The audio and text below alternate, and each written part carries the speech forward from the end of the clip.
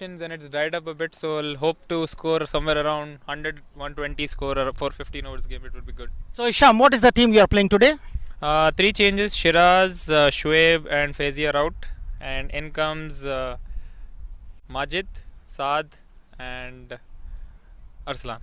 So you are doing a big three changes. Any particular reason for dropping this and bringing your bowlers? No, sir, because the conditions are a bit different. So we have understand what kind of batsmen we want and what kind of bowling combinations we need. So we've done according to that. Thank you very much. All the best. You can join your team, and we are. So this is the news from the center that FIREOX has won the toss and they elected to bowl now. There you go. That's the news from the center. The FIREOX Unit Cricket Club winning the toss. Waqas Alvi, the captain, and had no hesitation in bowling first on this cloudy yet a sunny day, as Syed mentioned at the toss.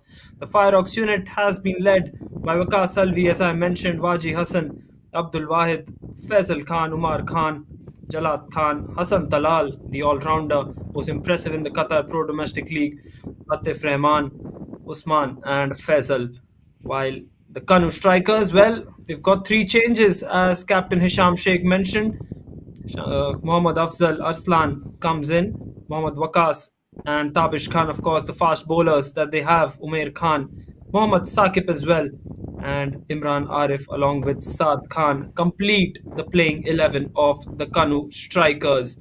I've been joined today by my co-commentator Rahmat. Rahmat, how do you see this game panning out? We've got 15 overs, a reduced game, some overcast conditions above us as well.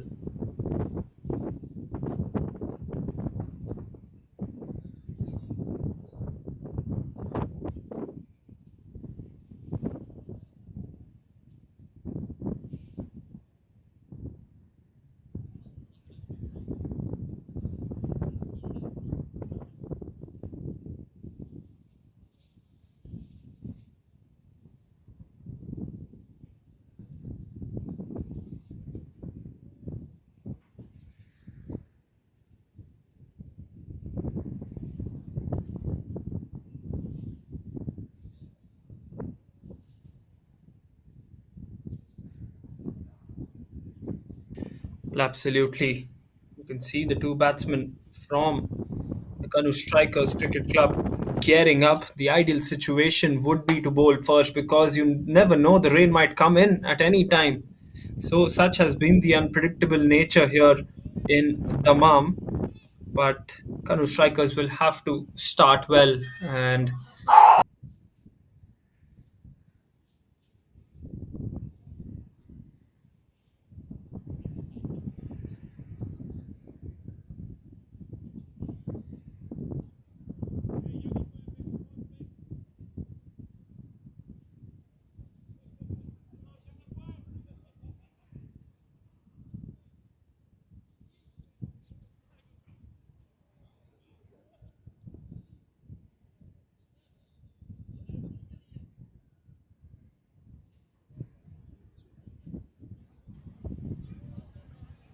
the two main umpires, Abul Hassan and Muhammad Shehbaz, walking in along with Shamroz Mohiddin. Umpires have had a tough day so far, inspecting the pitch, calling for the changes, reduction in play, lots of changes as well. It's going to be 5 p.m. local time start match, just a couple of minutes away from the start as well. The revised playing conditions are that 15 overs per innings will be played, with the power play being 5 overs and 3 overs per bowler for the five bowlers. So maximum 3 overs per a bowler and 10 minutes of interval time. So the timing here becomes very, very critical as well. First innings cutoff time would be 6:04 local time. Then the second innings will start in 10 minutes after that. Lots of revised conditions. Teams will have to adjust here, Rahmat.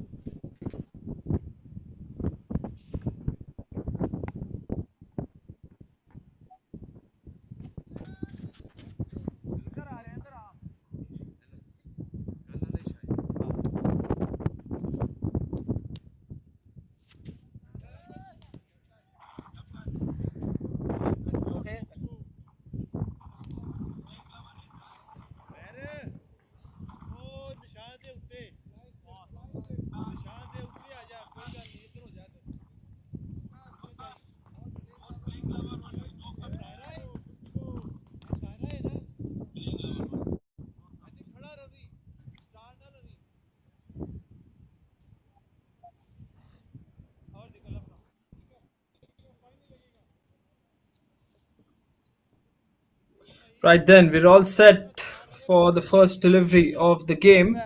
The umpires just indicating final checks, and it will be the left arm seamer coming from over the wicket, bowling to Mohammad Afzal.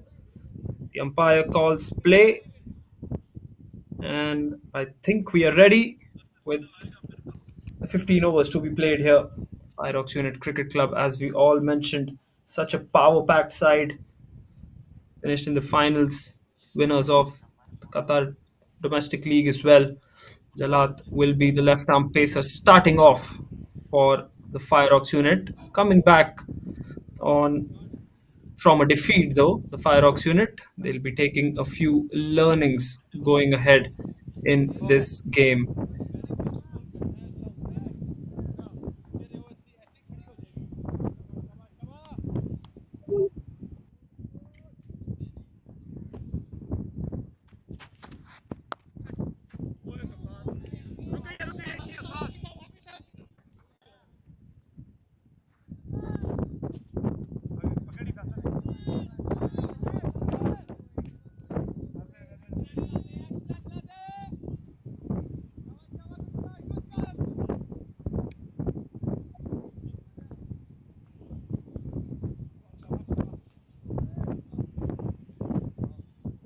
Absolutely. Runs are going to be very, very vital, and that's why the captain making that instant change, getting the extra cover out as well. That's a better delivery from Jalad. You can see those patches on the left side of the pitch as well. Those were the patches which were causing some disconcern to all the umpires. There's been a lot of rain in Dammam recently.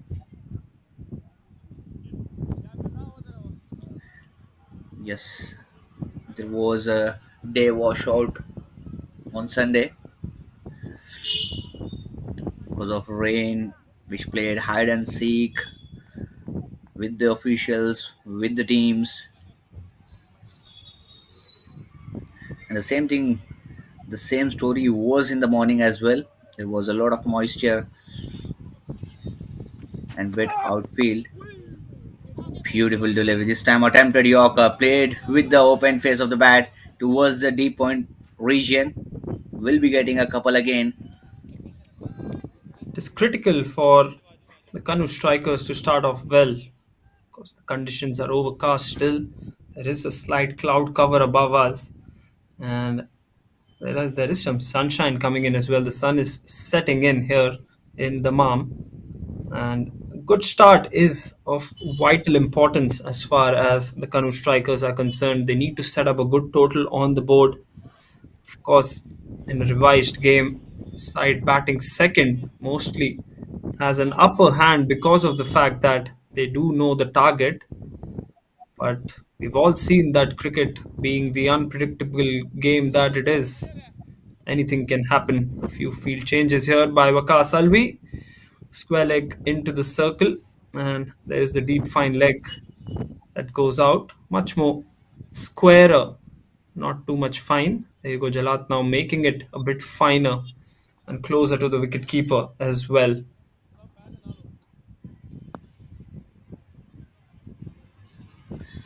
Yes, we have seen some profound swing from Jalat in the previous games. I don't know why this time he's hardly finding it, and the balls are going straight away to the batsman.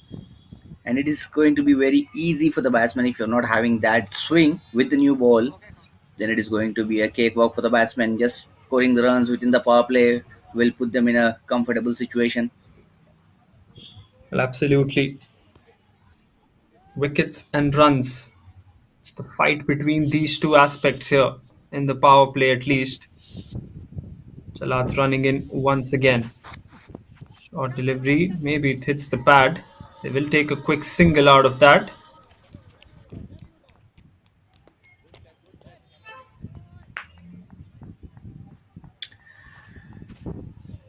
Five runs on the board so far. It's not a bad start though from a KANOO striker CC's point of view because they haven't lost a wicket. Well, that has been the story of FIREOX Unit CC coming in for the match, winning the toss, going for the bowling, and Jalat has picked up a wicket in their games. So this is going to be a good news for KANOO strikers. The batsman straight onto the pads.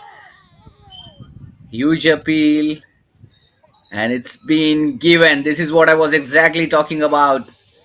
Jalat Khan, the man who is known for his extreme swing bowling, has drawn the first blood. Muhammad Afzal departs. There was a swing on that occasion, which he couldn't read, and the ball is straightly going onto the pads, and no hesitation from the umpire to give that out. Beautiful Yorker from Jalad that was swinging in, and that one hit right on his boot. It was crashing into leg stump for me. Umpire raises his finger, and that's the first wicket for the FIREOX unit. Look at the happy faces there in the FIREOX unit cricket club. Mohammad Afzal has to depart early in the innings, courtesy that brilliant ball by Jalad. It was full, it was straight, it was hitting the leg stumps. First wicket down for the KANOO Strikers.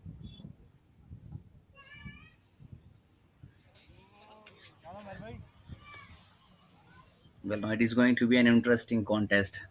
It is going to be an interesting situation for KANOO Strikers as well, how they are going to capitalize from here on. They have lost their wicket as well. The opener, Muhammad Afzal, departed, courtesy Jalat Khan on his last ball of the very first over. He was literally searching for that wicket since the very first ball, and he got his man on the last ball of the over. This is what where you get the confidence within your team, and also the bowlers who are going to bowl the next overs will be feeling much more confident bunch. Absolutely. Wickets, as I said, very, very key up front. FIREOX unit come into this game. It's a must win game for them. Osman now bowling in from the other end. He'll be coming over the wicket to the right hander. Here comes Usman. Got a flying slip in place, more like a third man, which is much more finer. Here comes Usman running in. That one's up in the air. There is a fielder there, but it'll go behind the fielder. This outfield is sluggish as well. The ball will plug in because of the rain. Will not be one of the quickest outfields that we've seen. So batsmen will have to put in the extra effort to get value for their shots.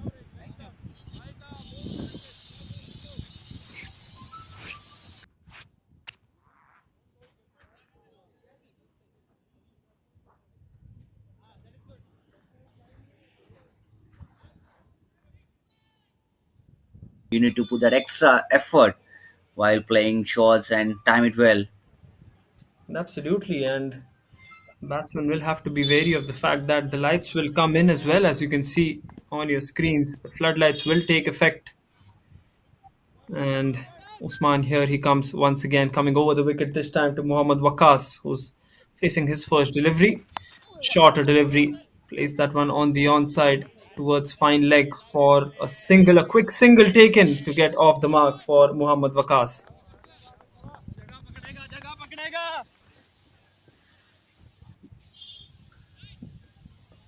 We've earlier seen as well that FIREOX unit have been successful in picking up early wickets, but they haven't been successful in the middle overs, as we saw in the last game. It's a very short and crisp format of the game. Here comes Usman once again. Short, looking to cut that one. Arslan is asking for the wide, but it surely is inside the guideline.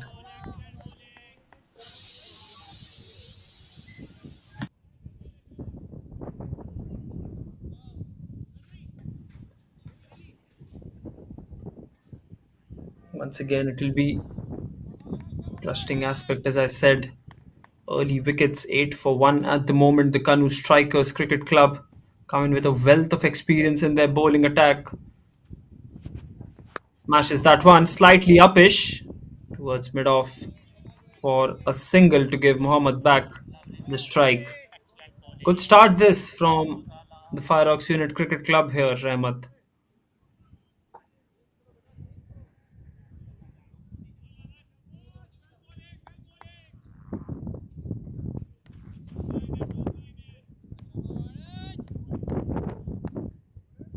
The bowlers are living up to the expectations of their captain and truly doing the justice for what he has chosen. Picking up a wicket in the first over, Jalat Khan, and this time Usman being very economical. Here comes Usman. Late cuts it. Does Muhammad, but no runs on that occasion as well. He's got a slip in place for the left-hander as well. These are very, very good conditions, mind you, for the faster bowlers. Faster bowlers will get a lot of swing, and of course, the seam movement will also be there. There's no true bounce on this wicket because of it being a matte wicket. There will be that extra little bounce, which you can call like a tennis ball bounce on this wicket as well. That will assist the faster bowlers a lot. So it won't be surprising if you see all 15 overs being bowled by pacers.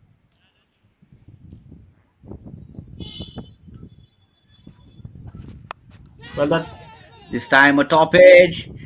There will be a fielder coming down and he takes an easy catch. Faisal with the safe hands this time. Oh man, it's all happening here at Al-Tamimi Cricket Ground, Dammam. OGC Foundation Day Cup 2025. Powered by DAFA News and FIREOX Unit CC. Completely dominating at the moment to KANOO Strikers. brilliant, absolutely brilliant bowling. The pressure was building on the left-hander, and something had to give. It's a shortened game, so the pressure will be on the batsman to continuously keep on scoring. That wasn't that short to be pulled. It was more of a good length delivery, which he looked to hit on the onside, but gets a top edge instead, and a good running catch from the fielder as well. KANOO Strikers lose their second wicket. It's 9 for 2 at the end of 2 overs.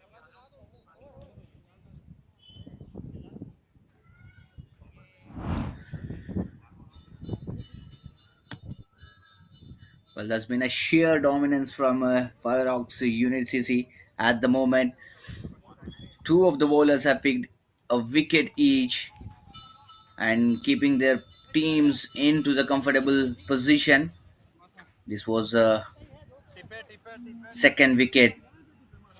Beautiful catch taken. It is never going to be easy for a man who is running down towards his right and keep his eyes on the ball and takes a brilliant catch. Faisal the man with the safe hands.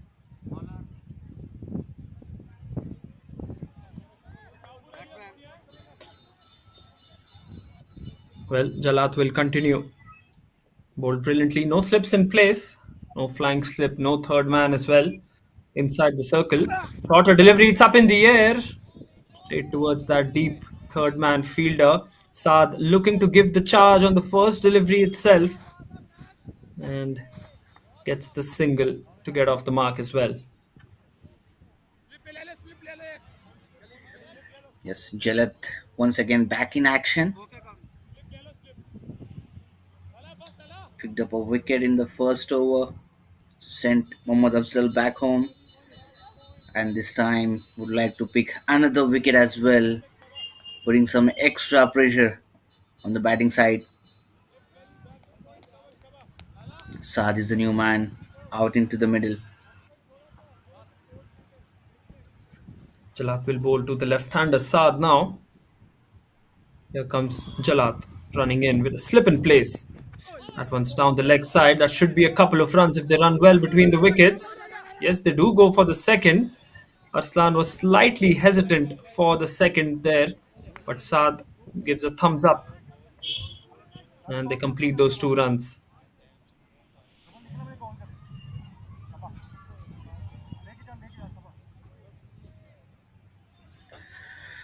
Well, they'll be in search of the third wicket here.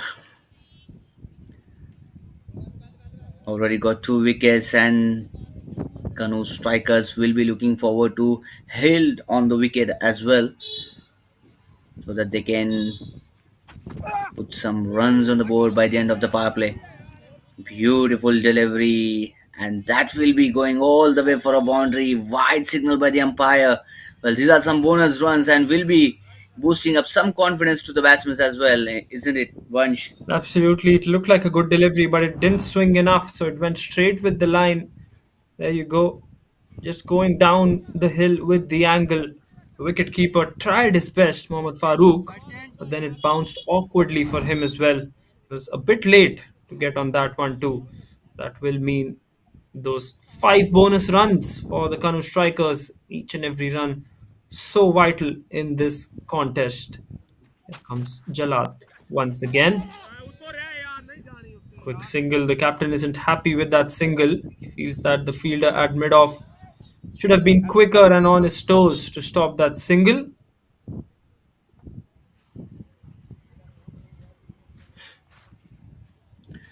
Aslan being there since the opening stand,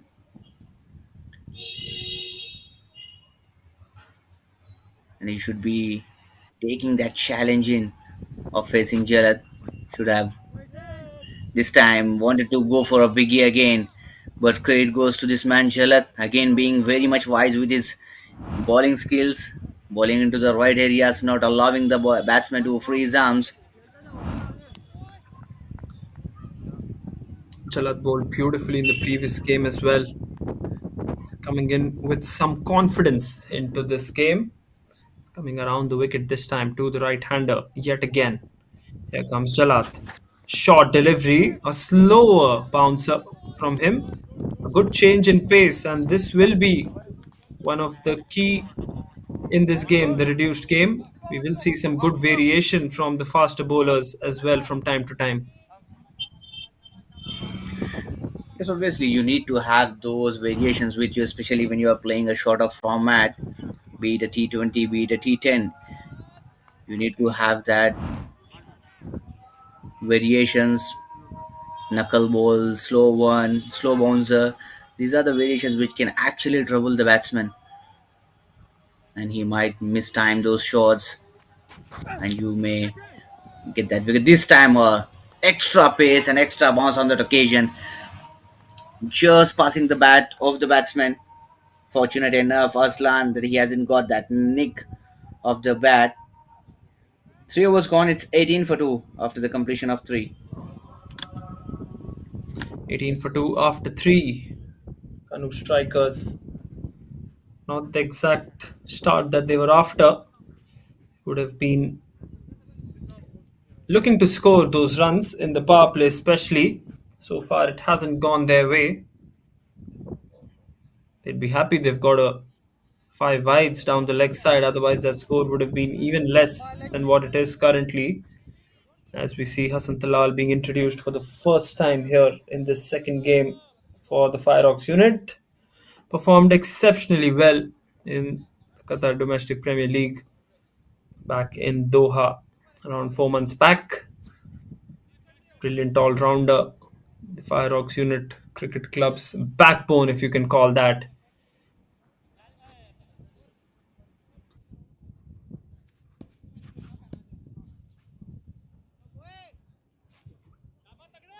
Here comes Hassan.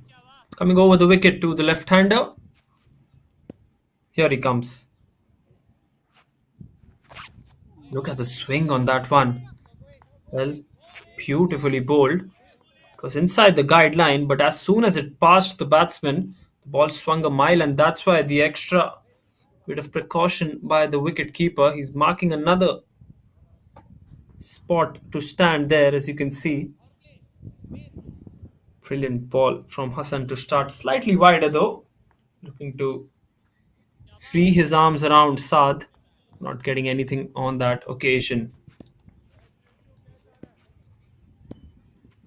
Starting off well, such a key in this tournament. That's a wide delivery and a diving save from Mohammad Farooq once again, who will have a tough day behind the stumps today. Got a smile on his face already. Conditions are such that ball will swing around.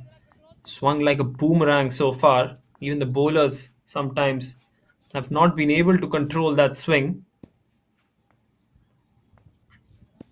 Such an art, isn't it, for the bowlers? Control the swing. Here comes Hassan once again. Brilliantly bowled, looking to hit that one on the onside was Saad. And nowhere near the pitch of the ball.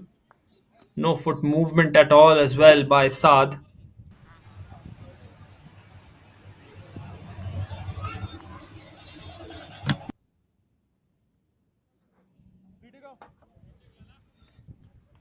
Could start this by Hassan Talal. Right arm seamer. Bowling to the left-hander. 19 for 2. The score reads. Here's Hassan once again. Should be given as a wide. Yes, it is. Wide call given by the umpire. Such a glorious day, isn't it, for cricket? We saw so much of rain yesterday in this tournament, and now today we have still taken some time to clear those wet patches off the field. Kudos to all the pitch inspection team, even men with the covers yesterday. Yorker length delivery this time by Hassan Talal. Quick single. Oh my word. Waka Salvi has had enough time to take that ball and dislodge the bails.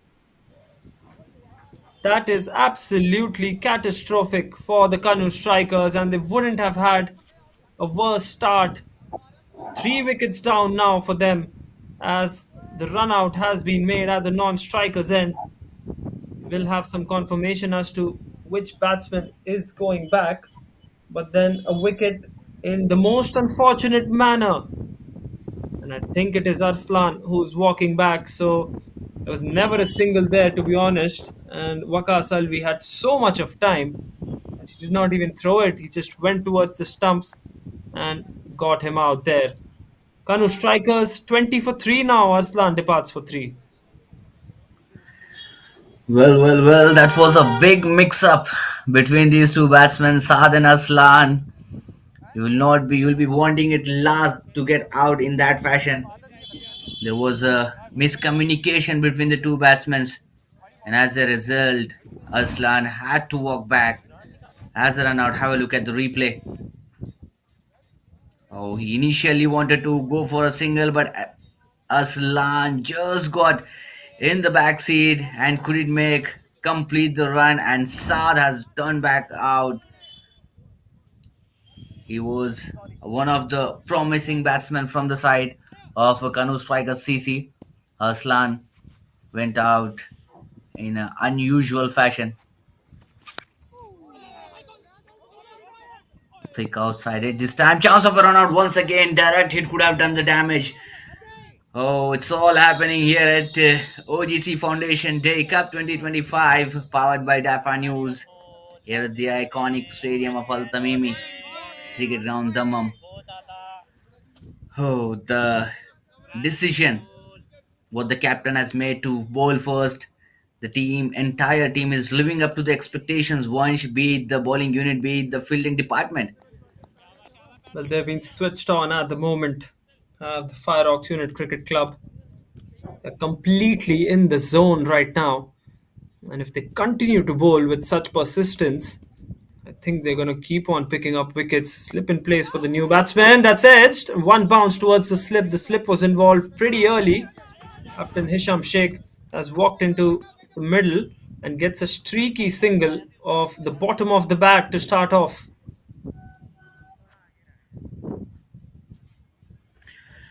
Well, absolutely. See, when your bowlers are doing magnificently well, then your fielding unit comes up and keeps that best foot forward and will be doing some extra work. That's what exactly we have seen. A couple of a run out and a catch, and then that was a plum right in front from Jalat. Here comes Hassan once again.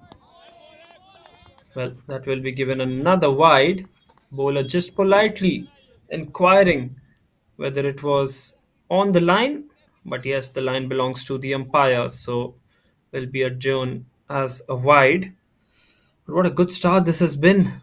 It's up to the captain now, Hisham Sheikh, and of course, Saad as well, the left-hander who's been out there facing 6 deliveries. The onus is on these two to stitch a partnership together, Rahmat. Yes, exactly.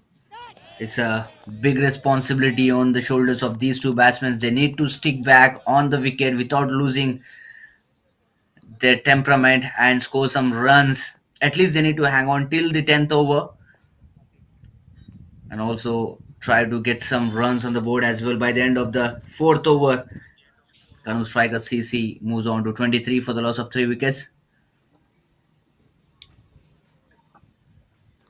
Wonderful start for the FIREOX Unit Cricket Club.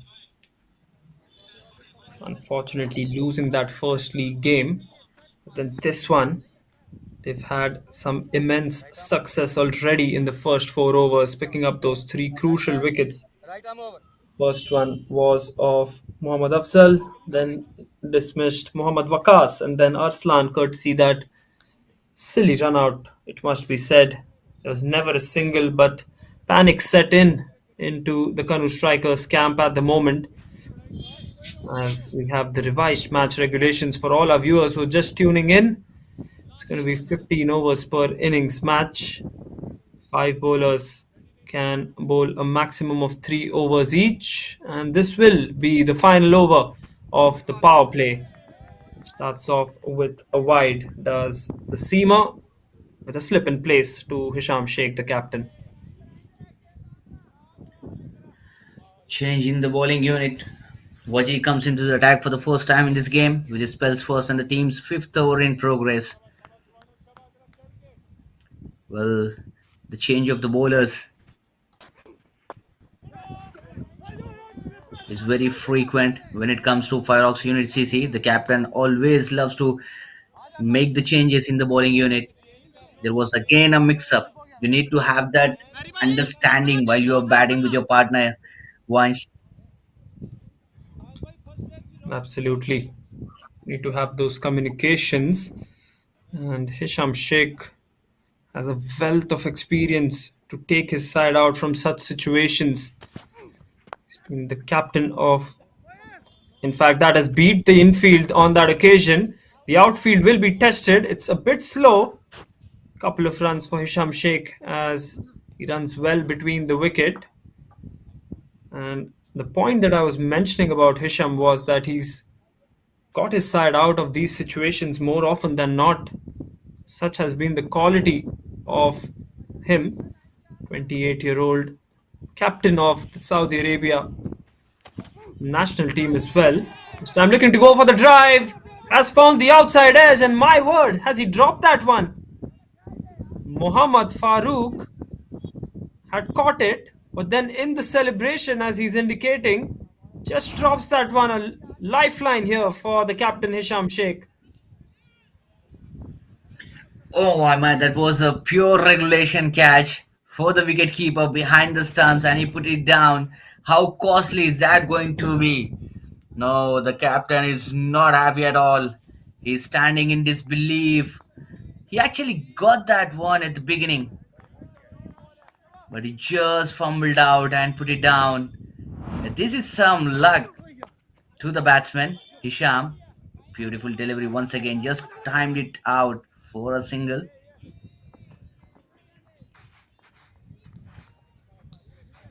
This is good bowling. Waji produced the outside edge. Once again, the commentator's curse was about to strike. Just mentioning about Hisham Sheikh, he's made his T20 debut versus the Maldives at the Western Park in Doha. 28-year-old, he's played 33 T20 internationals, an average of 24. Defends that one. Once again, confident defense this time. It's getting towards the pitch of the ball. Captain of the FIREOX Unit Cricket Club at slips, as you can see in the background. Such a beautiful frame. It's going to be a contest between these two heavyweights of Saudi cricket. Yes, indeed. Talking about that catch, Vansh, when you see such great efforts in the team from the fielding unit, we have got one run out and a beautiful catch from Faisal as well, and then comes this drop. How will you be able to digest that fact that the commander, the wicketkeeper, has dropped that such an easy one? 5 done. It's 28 for 3.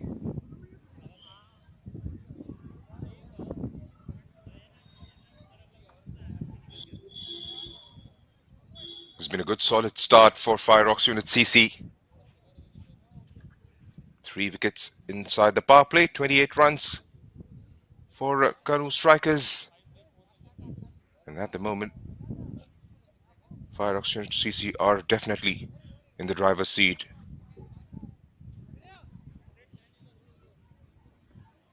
A catch put down in the last over definitely would have had got their noses in front.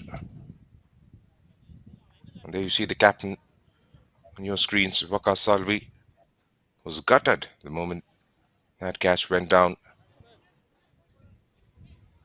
Those of you who are tuning in, this is the OGC Foundation Day Cup 2025 coming to you live, powered by Dafa News, coming to you live from Al-Tamimi Cricket Ground here in the Eastern Province of the Kingdom, under the patronage of Cricket Saudi Foundation. Trying to clip it away towards the leg side. Oh, there you see. First 5 overs,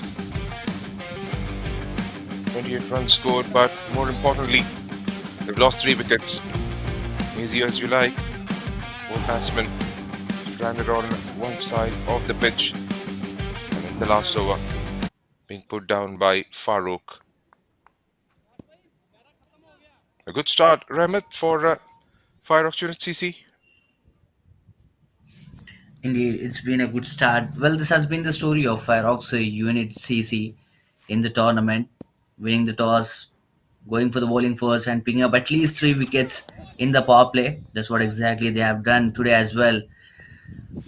Well, that's his swinging out of offside will be called as a wide by the umpire. Extra run added. Well, each and every bowler has contributed well today. They have merely conceded just 5 to 6 runs in a single over of their spell.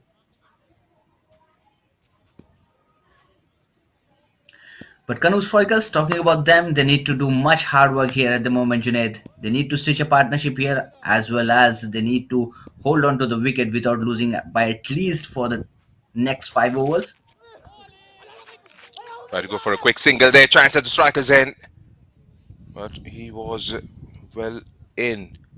Sham Sheikh, yes, that's right. And these two will have to try and stitch a partnership together. Try and stretch it for at least the next 5 overs. And then try and go big in the last 5.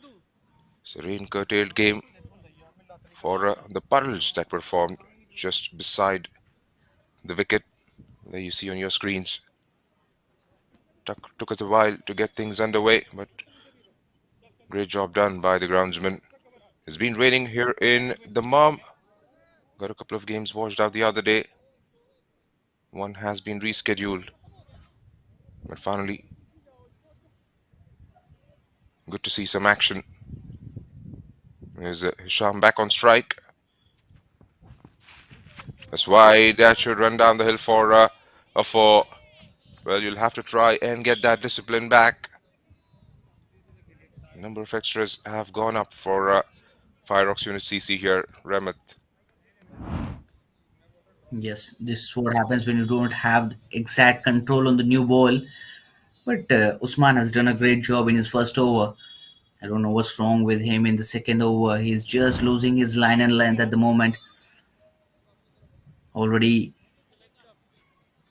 8 wides in this over. That is far too big number for me. Especially being the key asset of your team, you cannot go for this big numbers of extras in a single over.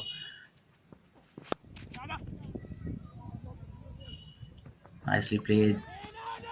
Just tapped it down for a single. They actually wanted to go for a couple. There is a couple of runs again. Overthrow coming in.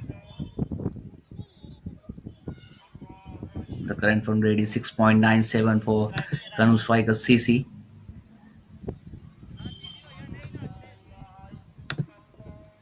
That's right, they'll have to try and bat a few overs. Keep picking those 1s and 2s. And try and launch themselves, back themselves for Some big shots towards the final 4 or 5. Maintaining a healthy run rate, mind you, under the circumstances. Runs it down towards the third man. Oh, it's a bit sloppy there towards the third man. Should allow them to come back for another couple.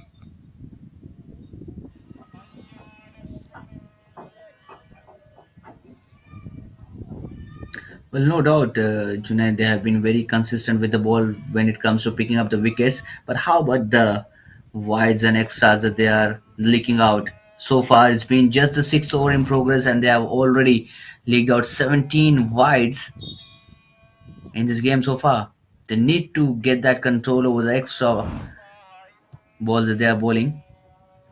That's right. And then again, that points out to the discipline that we've been talking about. Yes, it's a new, hard, new ball, but difficult to control, like you pointed out. You would expect them to be a lot more. That has been the case with a lot of the teams so far. The extras have been right up there. I'm pretty sure as the tournament progresses, things will definitely get much better in terms of trying to curtail those extra runs. It's a great avenue for all the players participating, competing rather. And a big thank you to the Cricket Saudi Federation as well. The game's being played under the chaperonage of the Cricket Saudi Federation. Tournament organized here by the EPCA. A big thank you to Tamimi Group for this one of its kind ground here in the Eastern Province with the floodlight. Brilliant job being done by the flag bearers of the game of cricket in this region.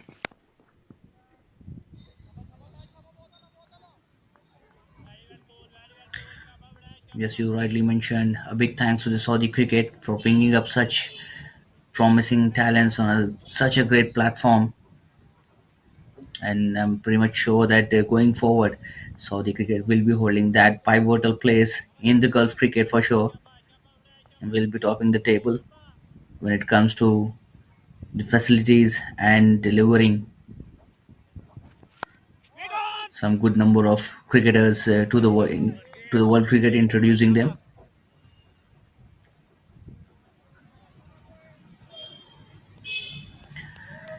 But coming back to this game,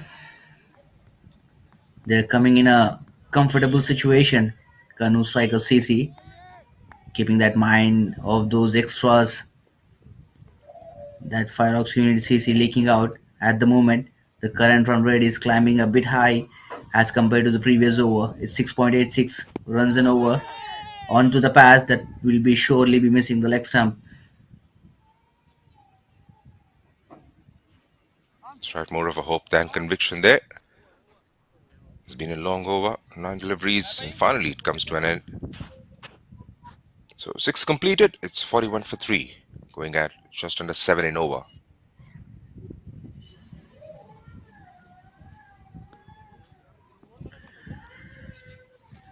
Well, they will surely be looking forward to make this 4 overs count from here on, 6 to 10. Hisham and Saad taking their time to settle down on the wicket, but they are not having much time with them.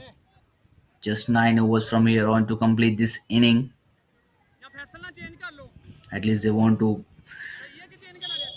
be looking forward to put some three figures score onto the board by the end of the innings. At least 110, 120 will be a good target to fight back, I believe, Junaid. Well, that's right, and that will take some doing from here on, especially after losing out the top 3. There lies a huge responsibility on the captain's shoulders.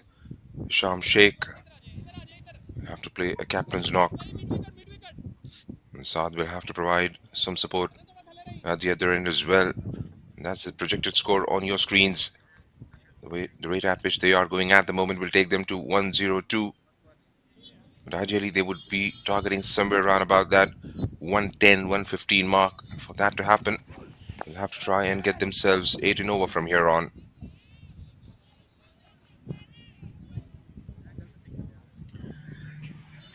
Well, this is what happens when you lose out on the wickets in the very beginning of the overs.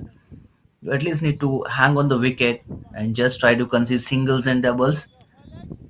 If not going for big boundaries, fours and sixes, then just try to keep a runnable score by the end of the power play so that you will be having that advantage and the liberty to explode by the in between the overs of 10 to 15. That is the slog. But when you lose out the wickets at two or three, then the batsmen coming in later will be feeling that pressure. In fact, and the flow of the runs will definitely go down.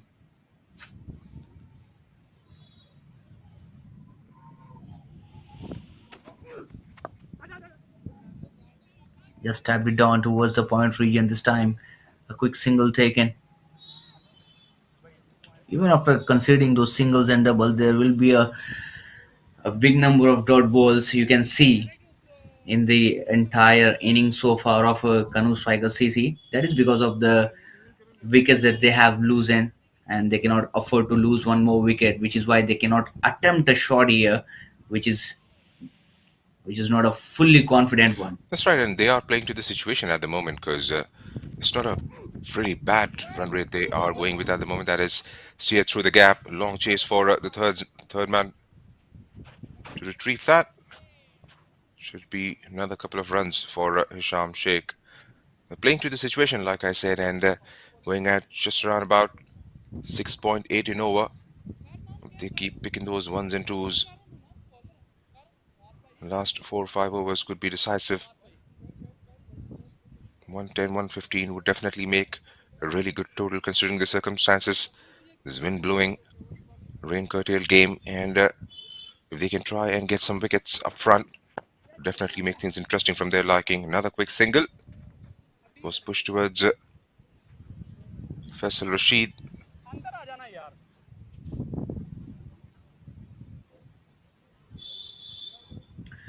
Yes, they are literally trying to build a partnership here. Current run rate 6.75 runs an over. They're trending it. But this over, I would consider a good over so far because Vaji hasn't conceded any extra run in this over. Bowling with right line and length. Oh, this time it's an extra bounce, an extra pace on that occasion. Missed by the batsman, straightly landed into the gloves of the wicketkeeper behind the stumps. And Well, the kind of an air which is flowing in the stadium right now, Junaid, will also be a, a difficult situation for a bowler to bowl in this kind of situations, in this kind of conditions, I would say, because you will be having a lot of movement in the ball, and that is when you will lose the control of that delivery, and you might end up losing, giving those extra runs as and wide. End of the over. By the end of the seventh over, it's 46, 48 for the loss of three. one of the points Tabish Khan was trying to make a couple of days back was the carry has been really good off the pitch. The ball is skidding across, and the bounce that generates it has troubled the batsman considerably. Then runs have been scored as well, especially on the first couple of days. High score by Mohammad Sohail for 90 odd. This Waqar Salvi, as always, pretty calculative, having a word with his players.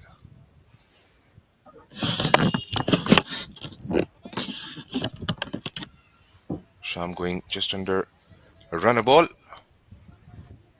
And Saad will have to get a move on at some stage. 7 of 11 for him. Here goes Atif. Didn't get the timing right. Get across for a quick single, pushing it towards mid-off.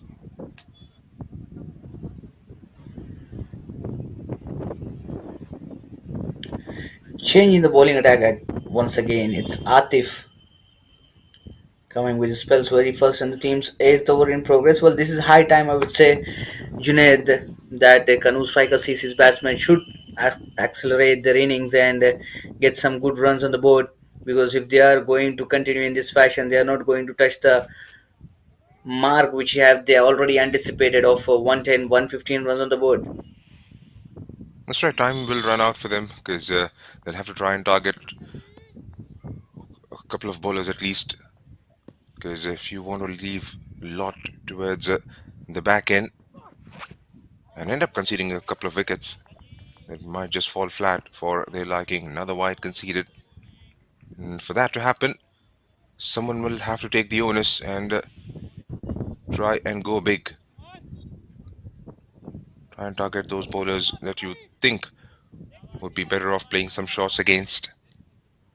And at the moment has been a bit somber for their liking. Saad hasn't got a move on as yet. Hisham going under a runner ball.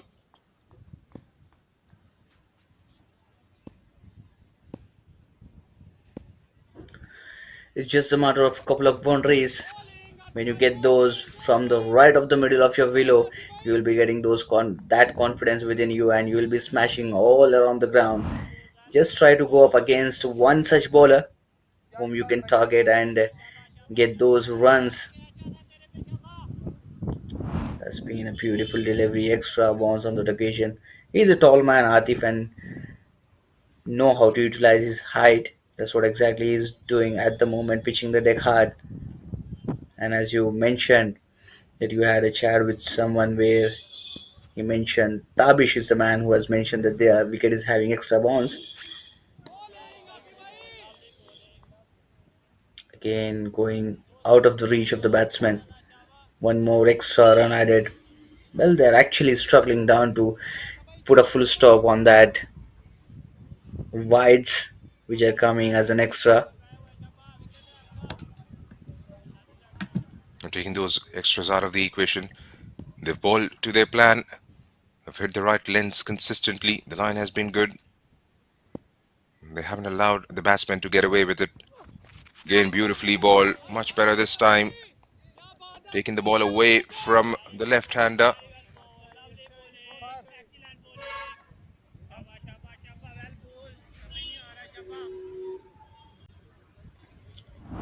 Well, as a batsman, you will feel that pressure when you see in the dugout. You see those 3 wickets who have already back in the dugout, and when you keep your eyes on the scorecard, the scoreboard shows you as 51 for the loss of 3, and there's still a lot of number of overs that you need to play. That is what exactly he's struggling at Saad.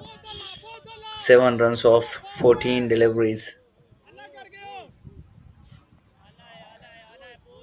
There you see all the chirps and chants from behind the wicket. They sense an opportunity here.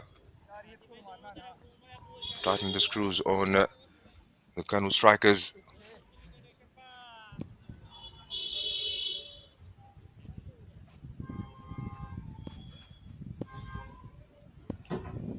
There goes Atif once again. And again, he's been bowling that length consistently right throughout. And on more than a couple of occasions, has beaten Saad, who's struggling to get bat and ball at the moment.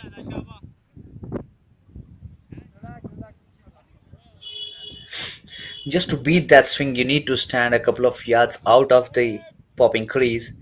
That is when you where you will be killing that swing, be it going away from you or swinging in. That is one solution to kill that swing of the bowler. But you need to take chances on that one until and unless you're going for some big shots. Even Fortune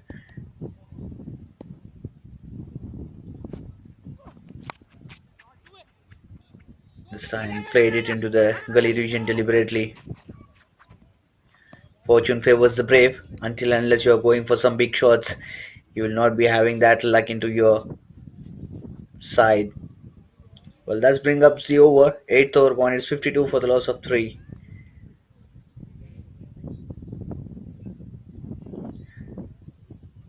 Going at 6.5 in over. Sham 14 of 16. Saad 8 of 16.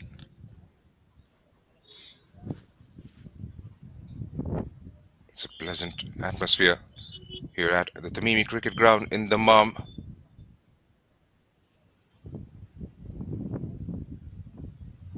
There's some really good work done by Cricket Saudi Federation, and it's just going to get better and bigger for the players who are involved, even for the national sides. The platform they have here, they take them to different places for their respective national sides, should I be saying. And just like the way cricket has developed in the neighboring countries, well, that's the look at the bowling card. Jalat Khan, as always, picking up wicket early on. 1 for 14 is what he's managed in the 2 overs he's bowled. We'll come back for another over. Usman Wadaich, 1 for 15 for him. And the others have kept it tight, not going beyond a run a ball.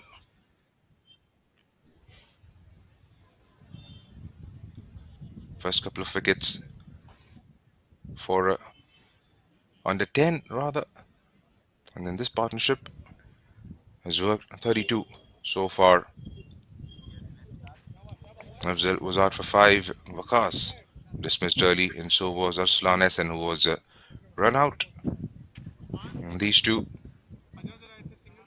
are trying their best to try and stitch a partnership together. Just got 7 overs remaining. Just to remind our viewers, this is a rain curtailed game. 15 overs per side. FIREOX Unit CC winning the toss, deciding to bowl first, picking up wickets at regular intervals in the power play.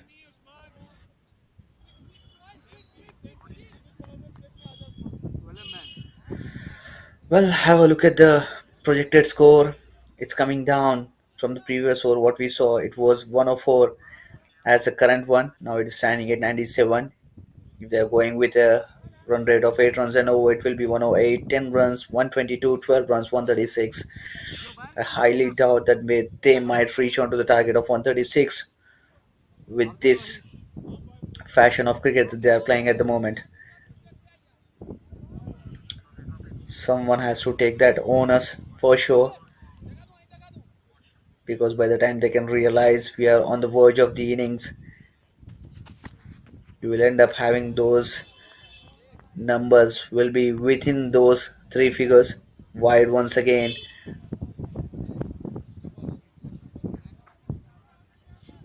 Struggling to keep control on those deliveries, especially when bowled outside the off stump. Not quite sure if they're just trying to stay away from the arc of the batsman. Hassan Talal, a pretty experienced campaigner. Spell ball this time. Touch towards the leg side, worked away towards the onside, and should be back for an easy couple. And that is something they'll have to try and do on a consistent basis. Work the ball into the gaps if boundaries are hard to come by. And that is something we haven't seen enough, especially in the last couple of overs.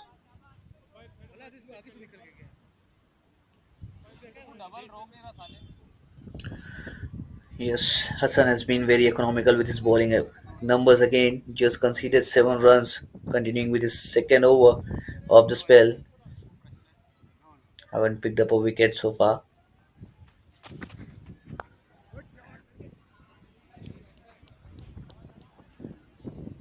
Again, a dot ball.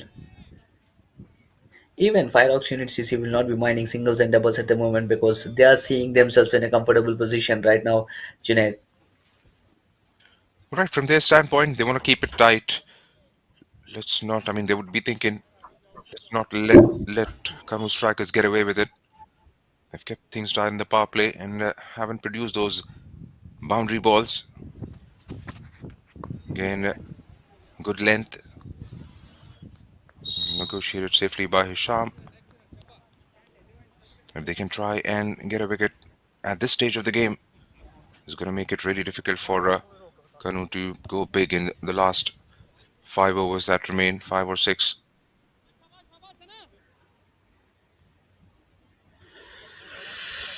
So disappointing numbers for the batsmen of KANOO Strikers CC, scoring runs with a strike rate of below 100, and it is not something what we usually see in a T20 format or a T10 format. Yes, we understand that you have already lost 3 wickets in the power play, but at least you need to put that extra effort, go up against the loose deliveries that you are facing, try to punish them hard. This time he actually wanted to go for a big one, but again, as the wicket and the outfield is being a bit slow, he will only be satisfied with that couple of runs on that occasion.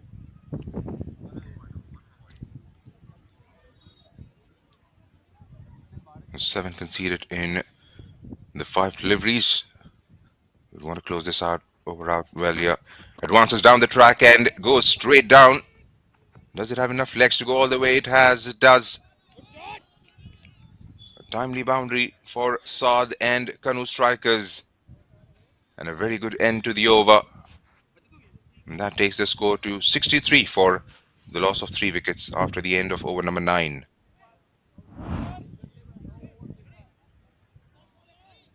That was right into the slot. The batsman has just gone downtown.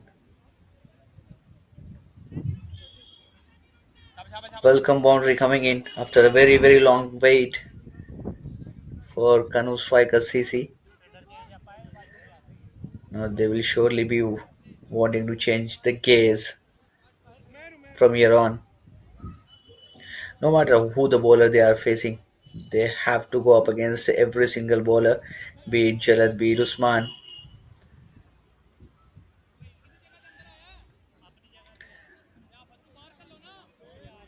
They will surely be wanted to target every single bowler from here on. At least 10 runs and over from each over will put them in a comfortable situation by the end of the 15 overs.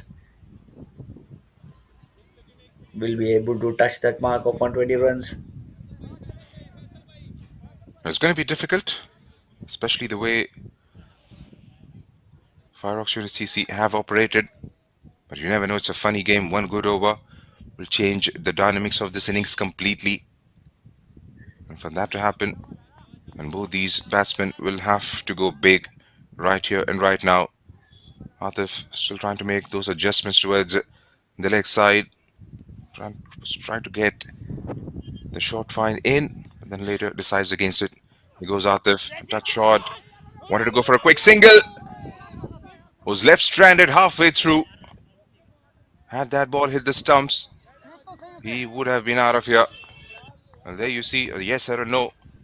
And then looks like it's followed by a sorry. Very apologetic there.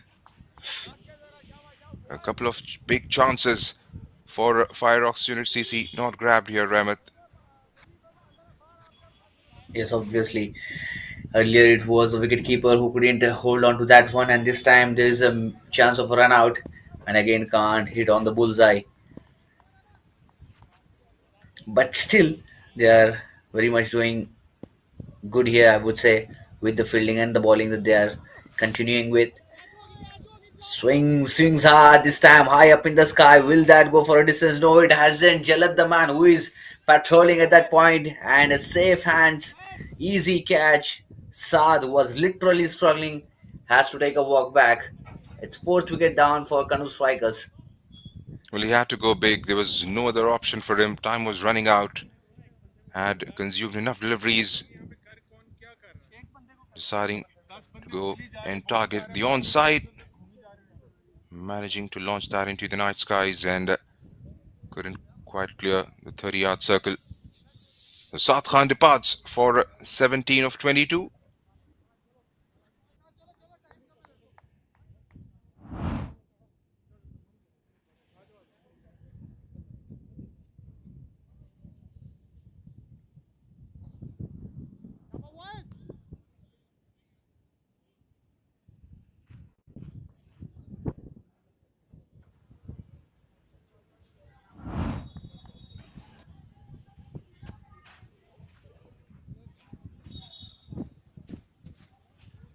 So 64 for 4 Well, it fourth is. wicket down for KANOO Strikers. The new batsman out into the middle is Umair. He should be taking that responsibility, the only man on whom KANOO strikers can really rely on. It's Hisham.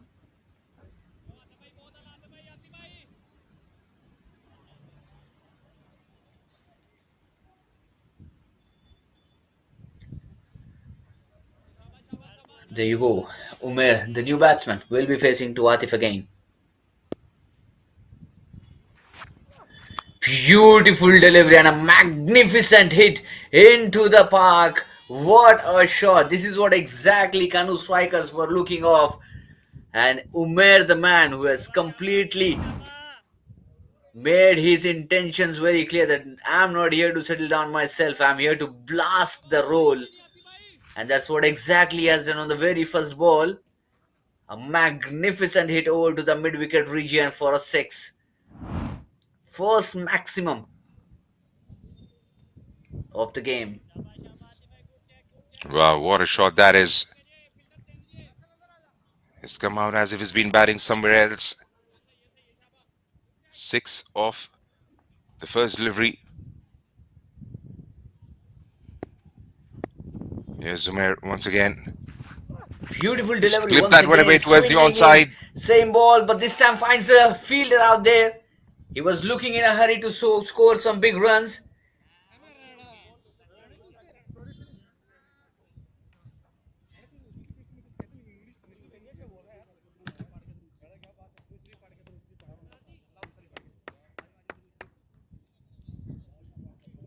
Well, he came out with intent, and Umair Khan departs. Was in the slot, picked up, targeting that same region once again. And a good catch out there in the deep, safely judged. And that has brought the downfall of Umair Ali Khan.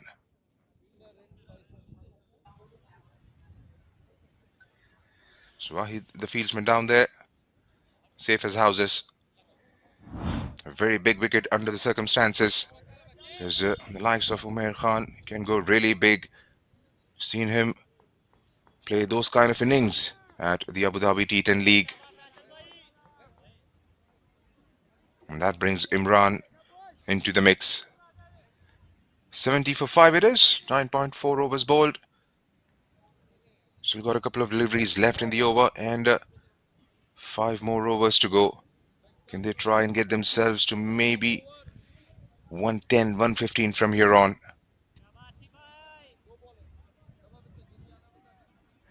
Well, that's a massive wicket of Umair. He was looking in a fine touch. Went on for a biggie on the very first delivery phase of the innings. And then straight away, a catch in the deep. Beautiful piece of fielding work we have seen to dismiss Umair. This time Imran, he's off the mark straight away.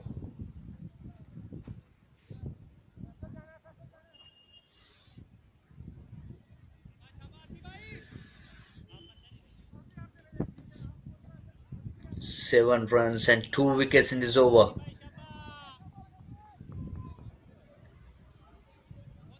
Pure drama here in this over. Single wicket, 6 wicket and a single. Nicely ball this time. Again, just given a flick of the wrist towards the deep square leg region. Single taken, wanted to go for a couple. And will be coming back for the 2 runs as well. Beautiful piece of fielding work, but still a great running between the wickets, I would reckon, from these two batsmen, Hisham and Imran. Well, that brings up the over. 10 overs gone. It's 73 for the loss of 5 wickets. KANOO strikers CC.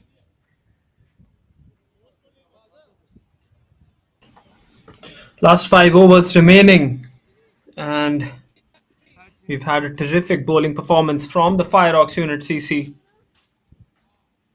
All bowlers have stepped up on this occasion. A must-win game for them to remain in contention for that semi-final spot. There you go, the bottom right of your screen indicating that the projected scores, as Junaid mentioned a few minutes ago, 115, 110. They would still like that, but it's going to be tough from here on with Jalat having an over left and, of course, the other bowlers having an over left too. taking those extras out. They've bowled well. They've stuck to the plan. They've hit right lengths.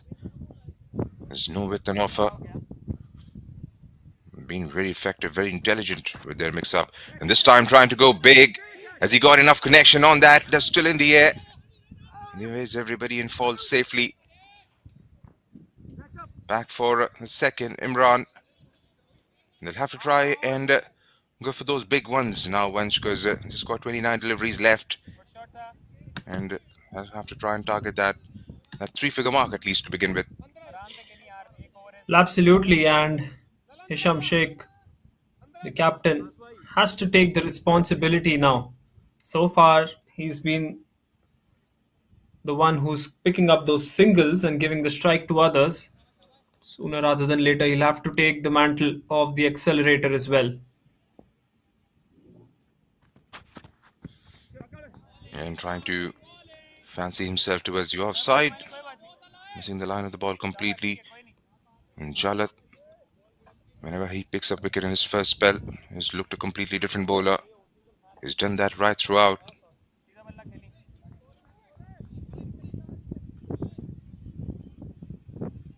And you see Hisham having a word with the ball this time. Touch shot. Shot mid in place.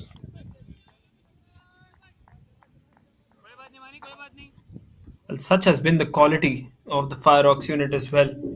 Once the batsmen have expected the ball to be up, they've got a shorter ball or a slower bouncer, a full length, or an outside off Yorker as well. So that has been the quality from the FIREOX Unit Cricket Club as well. Mind you, these are very difficult conditions for a batsman, but still you have to be bowling those right channels as a bowler as well.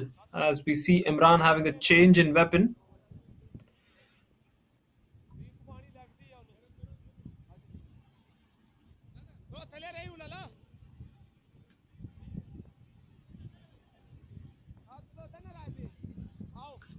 Three more balls to go in the 11th. Yes, they will be targeting that 115 mark at 9 run and over. 5 wickets in hand with the captain well set now. Maybe that 120 mark also might be on. You never know. They've got some quality bowlers left as well. Short delivery this time. He's pulled that one. There is a fielder in the deep, but that will go over him. That will be 6 runs for Imran. The pressure ball came from Jalat as he used most of his effort into bowling that bouncer. But with ease as he swiveled around that one and hit that one for a maximum. It's pure timing on that one and using the pace of the bowler to get that 6. Yeah, it helped it on its way. Club properly. Couple of steps sideways and then launching himself. Looked like he was eyeing that region. 8 runs off the first 4.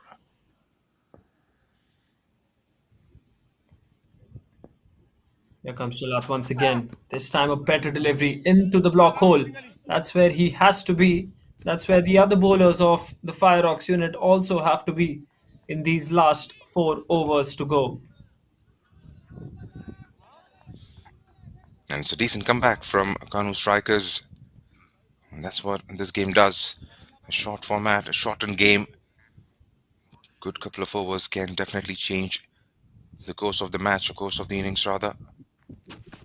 Short delivery this time. Onto the onside. I think he's got something on that one.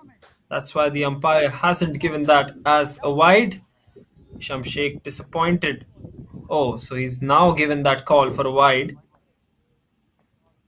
Rather delayed call by the umpire. 10 runs off it. Final delivery for Jalat in his spell.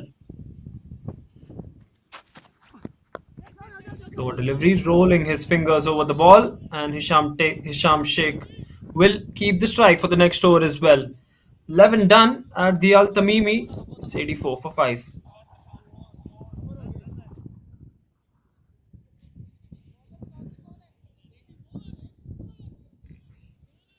Looking for big 4 overs here. The KANOO Strikers more than capable. The good thing that they have is wickets in hand, despite losing quite a few early on inside the first six. A very sensible approach, as it has turned out to be in the hindsight from Hisham, who's held one end up.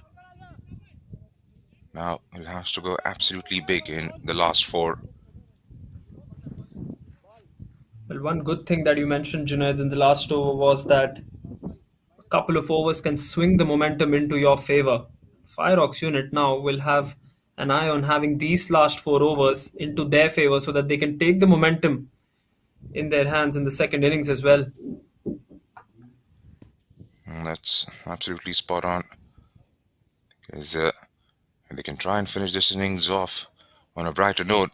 FIREOX unit CC want to carry that into their batting in terms of chasing the target down. Has bowled well. Atif into his final over. 2 for 14 is his returns. Want to make sure it doesn't give anything away in his last over. A touch slower, bit tentative, but decides to go through with the single. Well, that's been the length. That's been the length from Atif. And he's surprised in the third or fourth delivery with a bumper as well. You expect this kind of a length from Atif, and if Imran is smart enough, I think he should be looking for the Yorker because Atif is much more confident bowling those fuller length deliveries wider of the stumps. Let's see what he does here.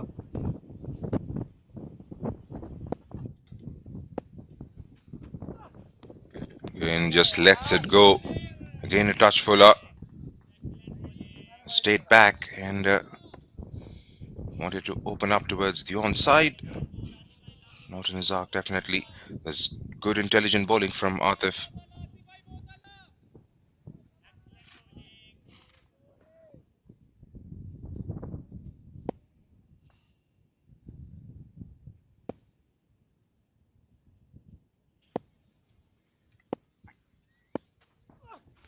And swing and a miss.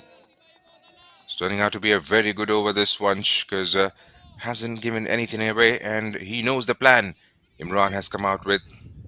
Because he's shown his intent pretty clearly. Then again, those dot balls definitely not helping KANOO Strikers' cause. Well, if they have a good over this one, the FIREOX unit, as I said, the momentum will come back into their favor. We saw last couple of overs, even last 3 overs to be precise, from the KANOO Strikers. Good last 3 overs from them. That's up in the air and that's been taken. Rewarded for his excellent bowling, Atif. Once again, the wide Yorker comes into picture. Imran trying to carve that one over the infield, but finds the hands of Hassan Talal on the circle. That's right, looks like it took the bottom part of the bat and went towards Hassan Talal, who doesn't make any mistake. He's trying to get after the bowling, and rightly so, and departs in the process.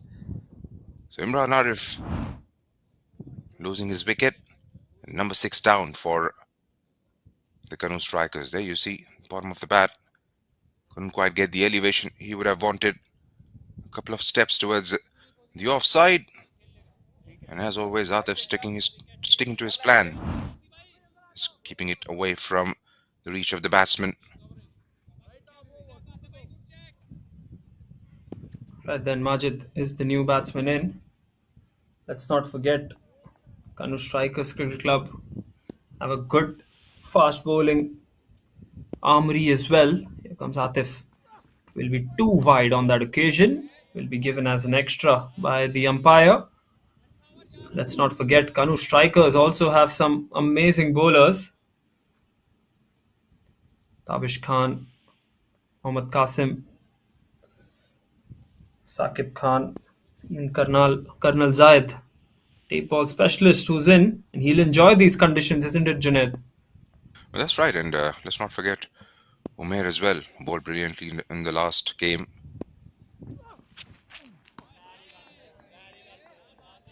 And again, a swing and a miss.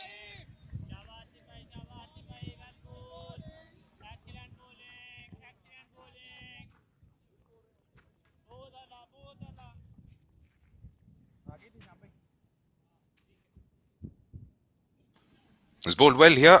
Just 2 runs conceded and a wicket taken. What a spell this has turned out to be from Atif Vansh. 3 for 16. Just 1 ball to go. Brilliant over as well. There's 2 off this one. Can he finish it off well?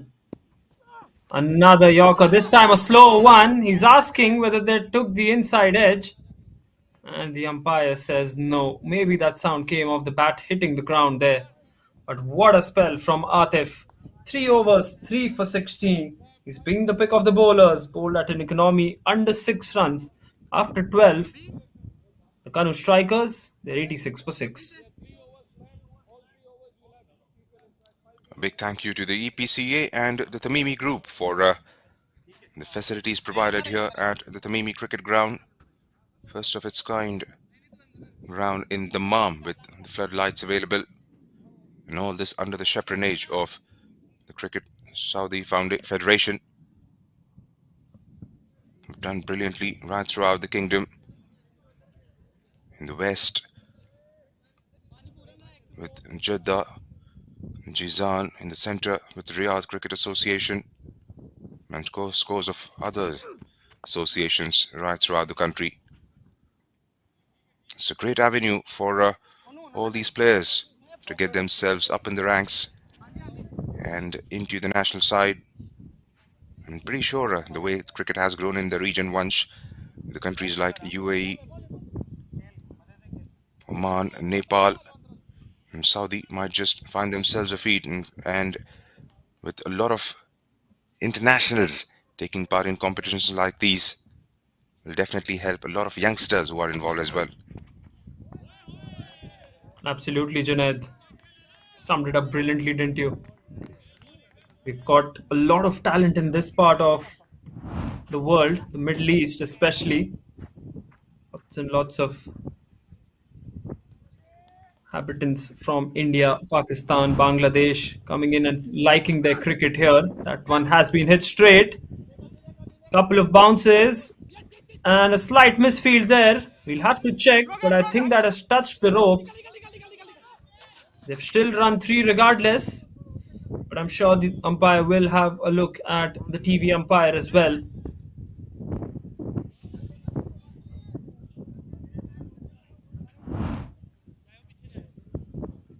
Let's have a look at the replay here once again. Hits that one straight down the ground. The best place to hit the cricket ball, as many say.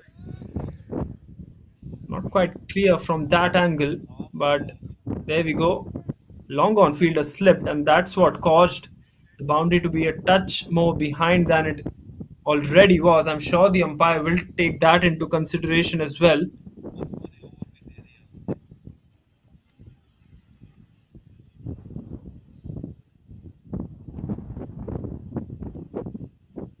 By the looks of it, I think it's a 4. Yep, there you go. The ball touching the ropes. That will be 4 runs for the KANOO Strikers. But the point that you were making, Junaid, and the fact that they've allowed 4 guest players to come from the overseas as well. Got lots and lots of talent coming in from Pakistan, UAE, Qatar, even the other parts of the world as well. Lots of Pakistani talent on display here at Saudi Foundation Cup 2025. It surely gives the local players a dressing room to share with, and that really motivates them to perform under the big stage. That's right, and that's how sports in general has developed in the kingdom right throughout. With a lot of noted celebrities, noted footballers who have come in. Some big names there, the likes of Cristiano Ronaldo with Al Nassr, Neymar, Karim Benzema was involved at some stage, and winning the bid for the 2034 FIFA World Cup. Not just football, but of course cricket has found its feet, its new home here in Saudi Arabia. I would be surprised they will be going from strength to strength in the near future. That one high up in the air. Who's getting underneath that? It's the wicket keeper, but he's dropped that one. Would have been the safest one to take that catch because it was swirling up in the air. There's a huge cross breeze blowing in at the Al-Tamimi Cricket Ground here, and not much of a dejected reaction because it was a tough catch. That brings us towards the end of the 13th over. There you go, the replay. In the end, I think he overran that one, did the wicketkeeper Mohammad Farooq. 7 runs came off that one. Well, not easy to take those. Farooq coming from the dark skies and swirling in the air. And like you pointed out, he had touch overran it, but will go down as a miss. Second against his name this evening. Just got 2 overs left, and they would want to make sure they get as many as possible here. Hisham still out there in the middle, 21 of 22. Majid has shown his intent. He's got a boundary, 6 of 7. They'll have to try and curtail those dot balls now in the final 2. Here's Usman into his final over. This time pulled away. He's got the edge, and that will trickle down all the way for a boundary. A very timely boundary indeed for the KANOO Strikers. 4 of the first ball here, Vansh. They'll have to try and make this over absolutely big from their liking. Crucial last 2 overs coming up, and crucial last 2 overs for the captain Hisham Sheikh as well. He's well set now, so he should take majority of the strike. He's the one who has proved time and time again that he can strike those big. And the first delivery, short delivery bowled and gets the top edge for a boundary. Usman to his 3rd over. Bowled well with the new ball. It's been slightly wavered as well. 1 for 15 with the new ball. Now starting his 2nd spell off with the boundary. As you can see on your screens, the 3rd man and the fine leg both are squarer. Not close to the wicket keeper, so the edges will fly towards the boundary. This time trying to stay away from the arc. Ends up going way too wide. Signaled by the umpire. And that has been a cause of concern from the FIREOX unit's perspective. The number of extras they've conceded. And going deeper into the tournament, they'll have to try and make sure they bring down that to the barest of minimums. 25 extras, Junaid. 23 wides in this innings from them. That's a good shot. Presented the straight face of the bat towards long off. They're going for the 2nd as well. Keeper couldn't collect that one.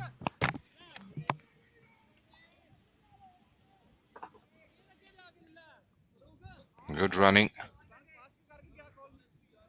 Trying to put some pressure on the fielding side. There's Majid, Hisham. And good coordination between those two.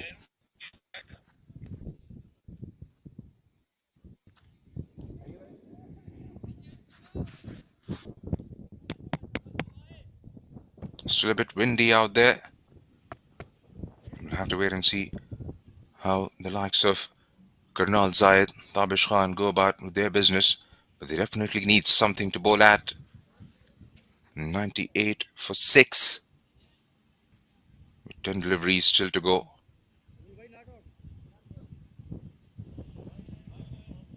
Absolutely. They have a good bowling attack, but they need something around those 120, 130 lines so that they can defend that total, because we've seen bowling might be the favorable option here, but then it's tough as a bowler to control the swing here as well. Mentioned about the breeze, mentioned about the overcast conditions as well. Wicket keepers making mistakes. It's not tough as a bowling side as well to control that amount of swing. You have to be spot on when you're bowling. And that's where experience comes into picture. And somebody with the experience of picking up 644 first-class wickets, some international experience under his belt, the likes of Tabish Khan, would be absolute key from KANOO Strikers' perspective. So 5 runs, 6 runs rather, of the first 2 legal deliveries. They can find themselves maybe 25 more in the last 10, 20, 25 somewhere. They'll consider themselves to be in a very good position, KANOO Strikers, especially with the kind of start they got, losing out the first 3 wickets inside the power play.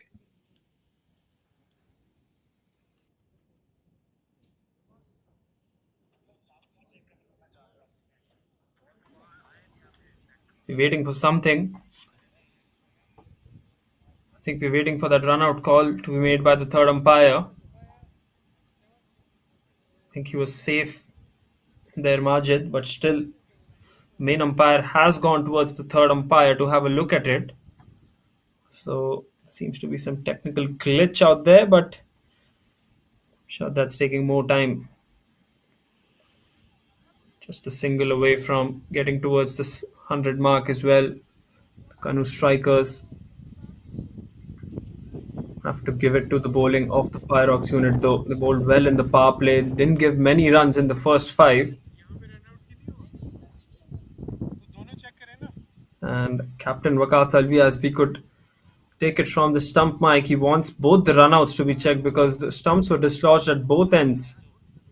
And Waqar Salvi is saying that they need to check both the ends, and I think that's exactly what the umpire is doing there. That's why it's taking so much of time.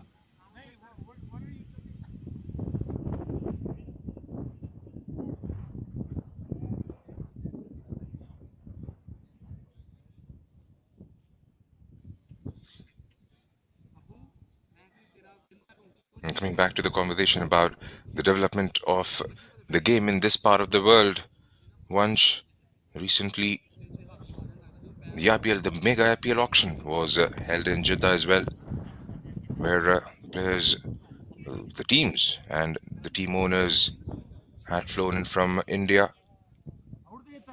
That should definitely give a boost to the development, taking the game to the locals as well. You never know, maybe at some stage in the future you will get players from this part of the world competing in the top-notch leagues taking place all around. That's a big boost to the cricket in this part of the world. The IPL auctions being conducted. Never know, in a couple of years or so, now the league might come up. Lots and lots of scope for development in this part of the world, and conditions are very suited for cricket as well.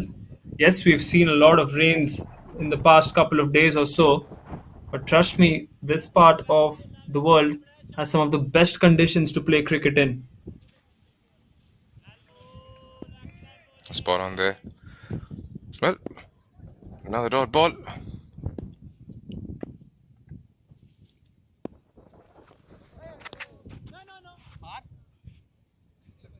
That will be another wide. And with that wide, the 100 comes up for the KANOO Strikers. 100 for 6. 9 legal deliveries left in this innings. I think the cut-off time, we're just 6 minutes away from that. Cut-off time is it's an important factor in this game as well. Otherwise, you're allowed a penalty if I think a fielder or two less outside the circle. But they're on time at the moment. That's a good thing as well, the FIREOX Unit Cricket Club. That's right, and they've, despite conceding a few extras, they've rushed through these overs fairly quick. Just 8 deliveries left in about 6 minutes, so well within their stipulated time.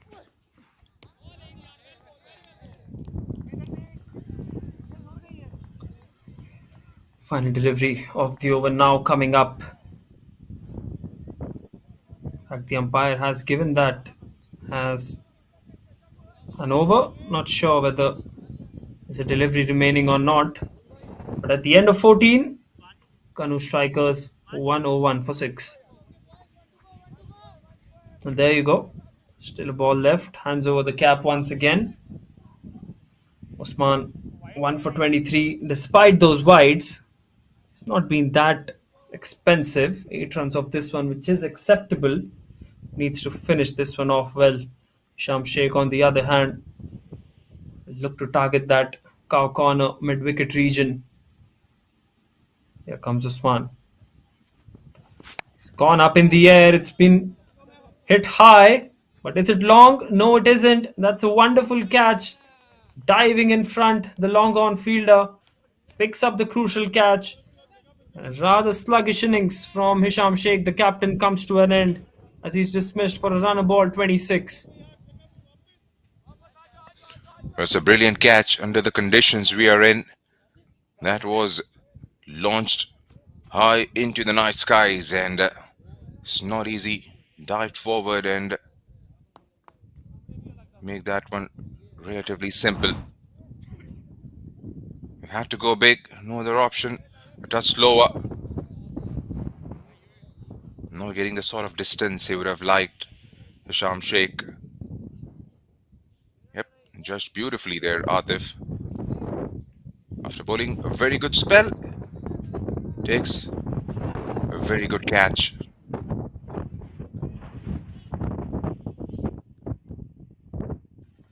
Brilliant catch this.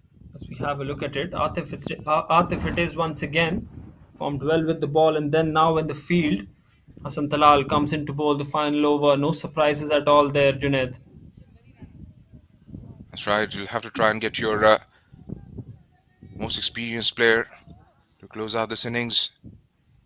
And Tabish has joined Majid out there in the middle. Moves across, lifts it over. Has he got enough on it? Yes, he has. A couple of bounces. It rolls over for a boundary. Majid with a 4 on the very first delivery of the over. A slower ball got inside the line and helped it on its way. Shot fine inside the circle. It's a very good start to the over. I think he was expecting that short length from Hassan Talal straight away, because it looked like a premeditated shot to me from Majid.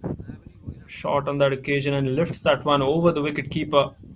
As I said, fine leg. Bit squarer and not finer, being a boundary.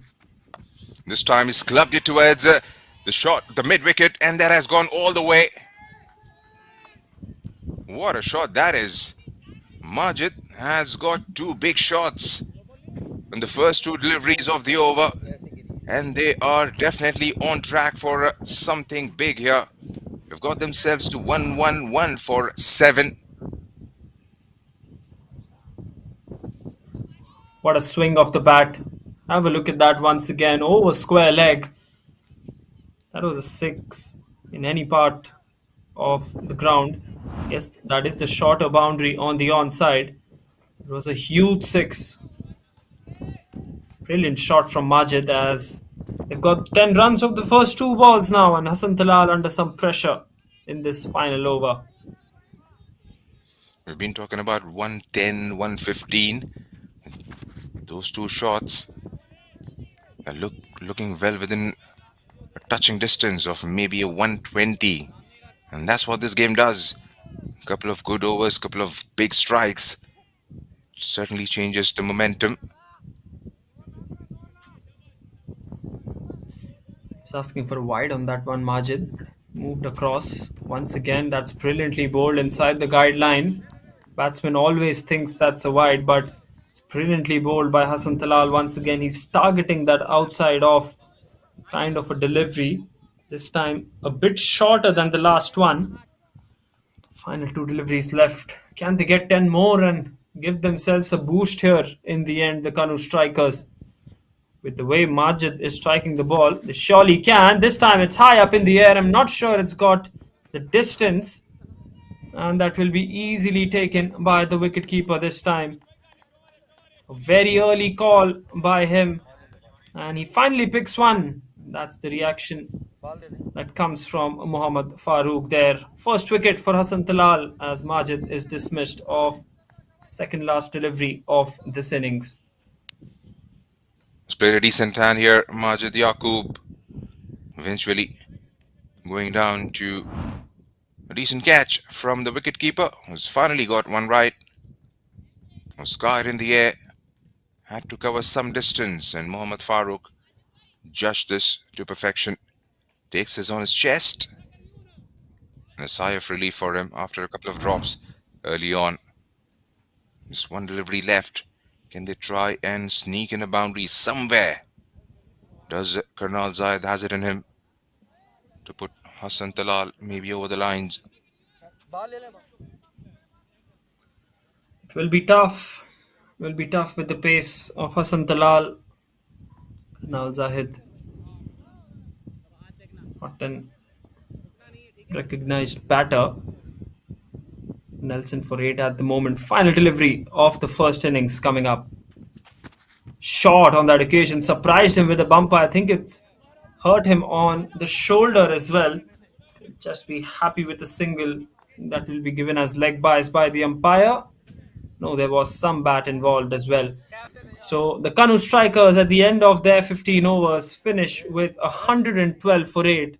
It's a decent total on this wicket, mind you. The conditions are not tough to bat, are not tough as a bowler, but they're really tough as a batsman. So 112 at a current run rate of 7.5. Well, a good total this. But what do you make of this batting card, Junaid? Well, they were slow to start off with, but eventually got some momentum towards the back end. And there you see Hisham Sheikh, 26 of 26. Didn't played a good hand towards the last couple of overs. Waqas out for 1. Umair Khan could only manage 6 off 2. Saad Khan with 17. And not enough contributions. Imran Arif managing 10 as well. So finished for 1-1-2 for the loss of 8 wickets, 26 extras. Well, extras along with Hisham Sheikh being the major contributors in this innings. Well, extras, one point that you mentioned, 26 extras conceded by the FIREOX unit. The coach, the team coach, and of course the captain, Waqas Alvi, will be very, very furious once he goes there. We've seen Waqas Alvi. He wears the game and has so much passion for the game. And this kind of a display with the number of extras, I'm sure he will have a talk about that. But 3 for 16 for Atif Rahman, the hero today. 2 wickets for Usman as well. 2 for 23, a bit expensive. 1 for 27 for Hassan Talal, a bit expensive in his last over. And 1 for 25 for Jalad Khan. Waji Hassan bowled 3 overs but couldn't find a wicket. So the economies were good from the bowlers, but then will they be able to chase 113? That will be the big question. And we'll be back with a short break as we have the second innings underway in just a short while from now.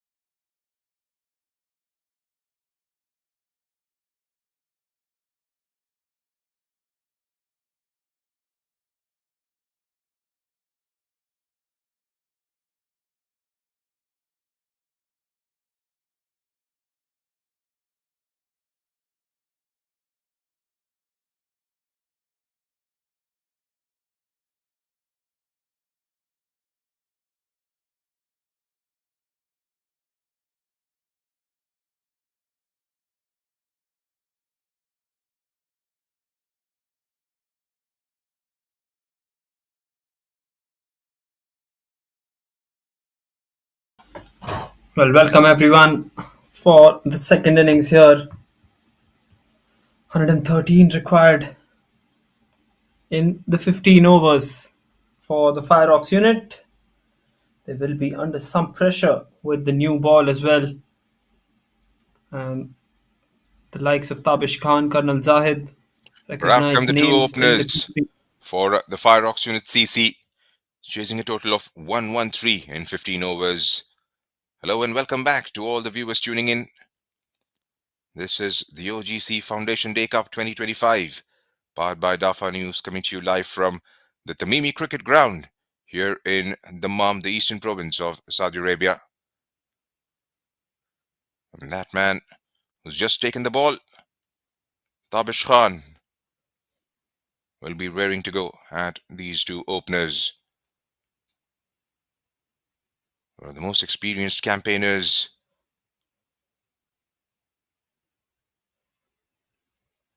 Right, this is Junaid Ahmed, and I'm alongside my co-commentator for this fixture, Vansh Shavla. Welcome back, Vansh. What do you make of this chase now?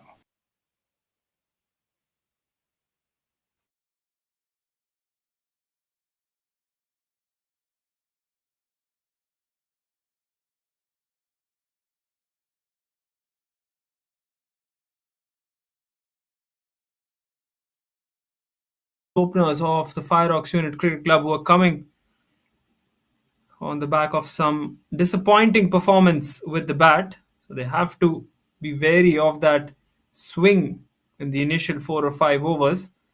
And after that, they just have to go for those big shots, no doubt. If they start the power play off well, that's a big bonus for them. It's the game. The game will go towards the side that starts off well, I feel. And Tabish Khan,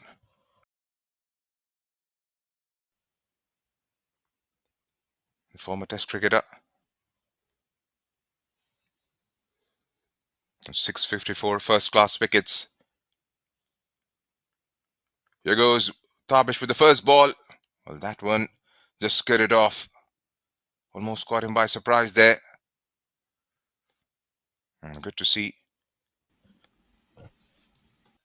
Decent turnout here.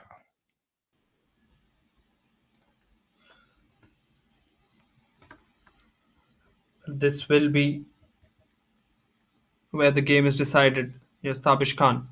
And so I'm trying to pull it towards the onside. And a wide to get things moving for FIREOX unit CCs. And Abdul and So now Faisal, they've got they will have their task cut out to try and get themselves off to a very good start here. Remember, it's a rain curtailed game, 15 overs per side. This time, and a brilliantly judged catch. The third man was called into action straight away, and he has picked out the man in the deep. A very good start to the innings for KANOO Strikers. Doesn't seem to be comfortable. It's very chilly, very windy out there. But he made sure he got a good grab of it. Abdul departs early on. And FIREOX unit CC, not the kind of start they would have wanted. 1 for 1. They went after it, not the flashed at it east. rather, and on one leg, he made sure he was well within his ground. Brilliantly judged catch, and that is something they'll have to keep doing. The catching has to be top notch for them to try and get themselves into the contest.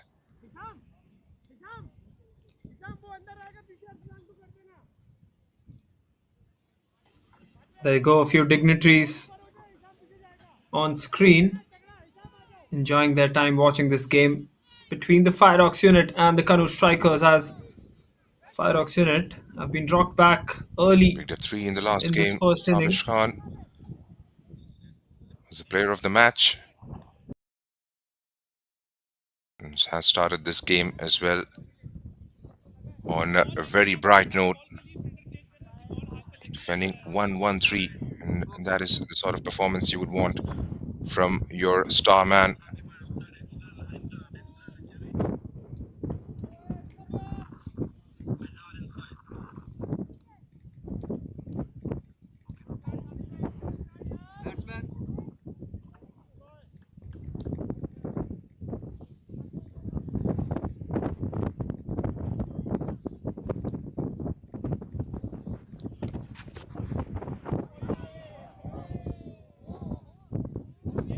from Tavish Khan.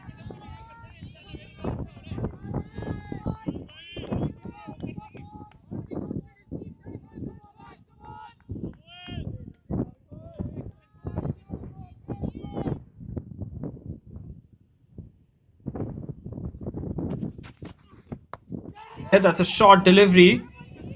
Hurries on to him. Just balloons up in the air. He's fortunate enough to have his wicket still there, Farooq. Couple Mohammed of is the new man in. shots that would have carried to the wicket keeper or the fielder at square leg otherwise. Tabish once again, he's spot on so far. 1 for 1. He is running in. Couple of slips in place as well. Short delivery. It's over the infield. The ball is running away. Should be stopped by the third man fielder for a couple of runs, and Mohammad Farooq gets off the mark with that too.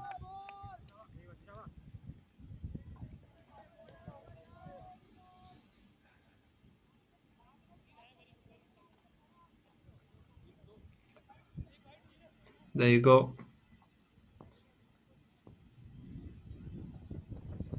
Final delivery of the over from Tabish Khan. The outswinger to end off.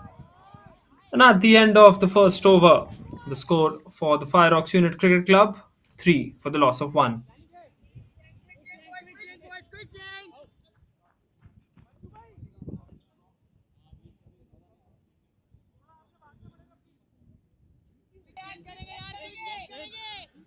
What an over from the Pakistani international Tabish Khan, featuring in this OGC Foundation Cup 2025 powered by DAFA News. Exceptional bowler. Tabish played one test match for Pakistan as well. 40-year-old still got it in him to bowl the outswingers especially. We saw a great example of that in the first over that he bowled. He was spot on with his line and length, isn't it, Junaid?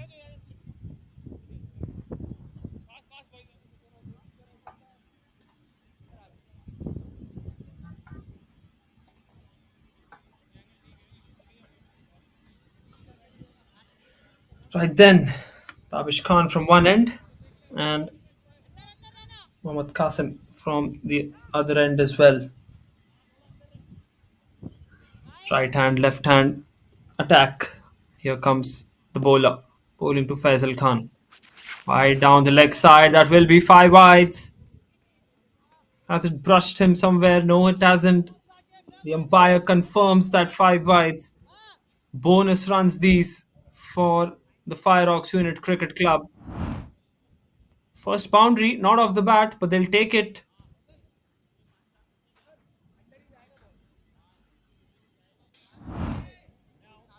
They will grab it with both hands. Wides again. 26 is what FIREOX Unit conceded. They've got 5 back. Mohammed will want to make sure he gets his line right straight away. Saqib. And again, onto the helmet. Just the sort of length you would want. Hope he's alright. Faisal being checked by Afzal there. Was struck flush onto the grill, if I'm not wrong.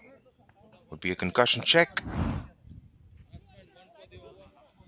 What a delivery this from the left armour. Attempted straight at head high and it hits the head. Bounced a lot higher than he had expected it as well, isn't it? There you go, he'll have the concussion check. It's mandatory. Such a good rule that has come in from the ICC. Whenever a batsman gets hit on the head, he has to take up a concussion check. Lots of questions asked by physios, the doctors. Begin to ask a few questions as to start numbering from 10 to 1 in opposite direction.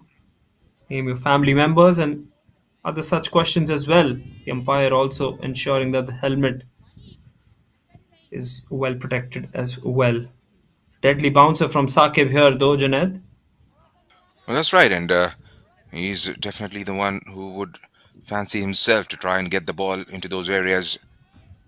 And one of the points that Tabish made in the post-match interview, that the ball is skidding, it's taken off after it hits the deck.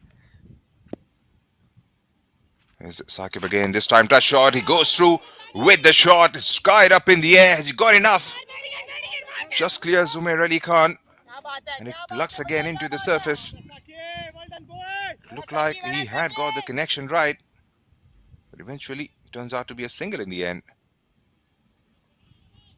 And that one had so much of altitude, but it just landed outside the 30-yard circle. Once again, going for the short delivery, Mohammad Saqib. He's not going to shy away from bowling it yet again.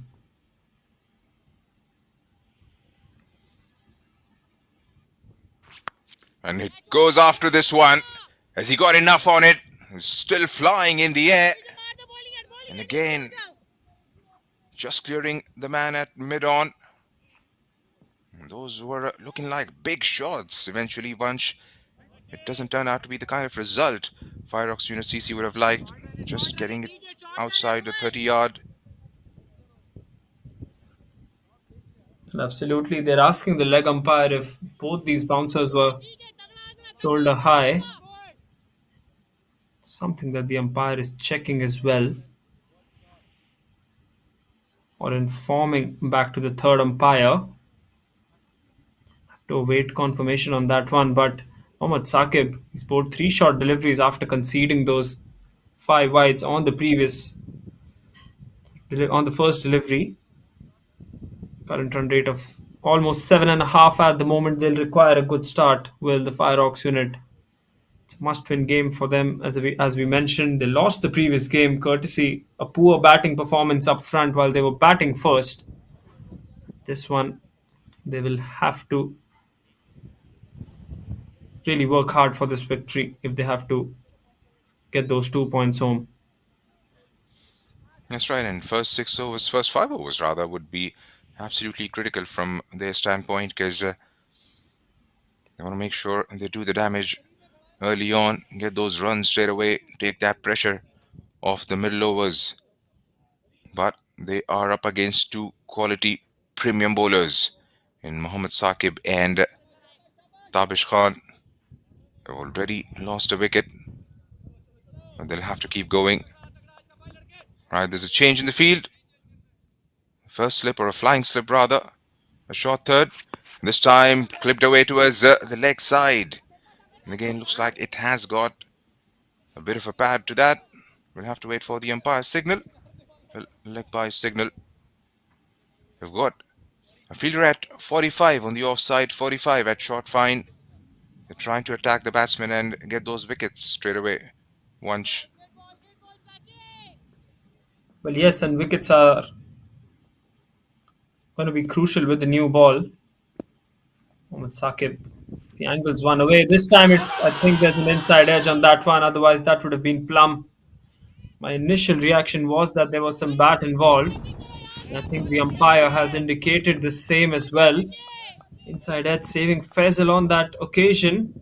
Just when we thought Mohammad Saqib was going to bowl one away, he comes back with the in-swinger. And cleverly ball, setting the batsman up, and really impressed with the field changes. They have seen the intent from the batsman. So the 2 fielders go out in the deep, and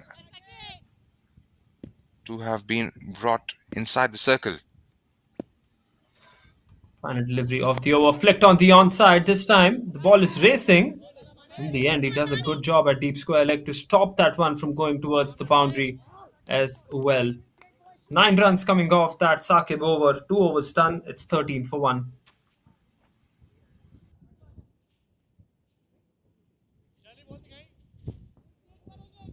Composed start, very measured from these 2 batters, Mohammad Farooq and Faisal. They'll have to try and face an over out from Tabish Khan, who's already picked up a wicket. Could be a nippy customer under the circumstances. He's bowled well in this tournament.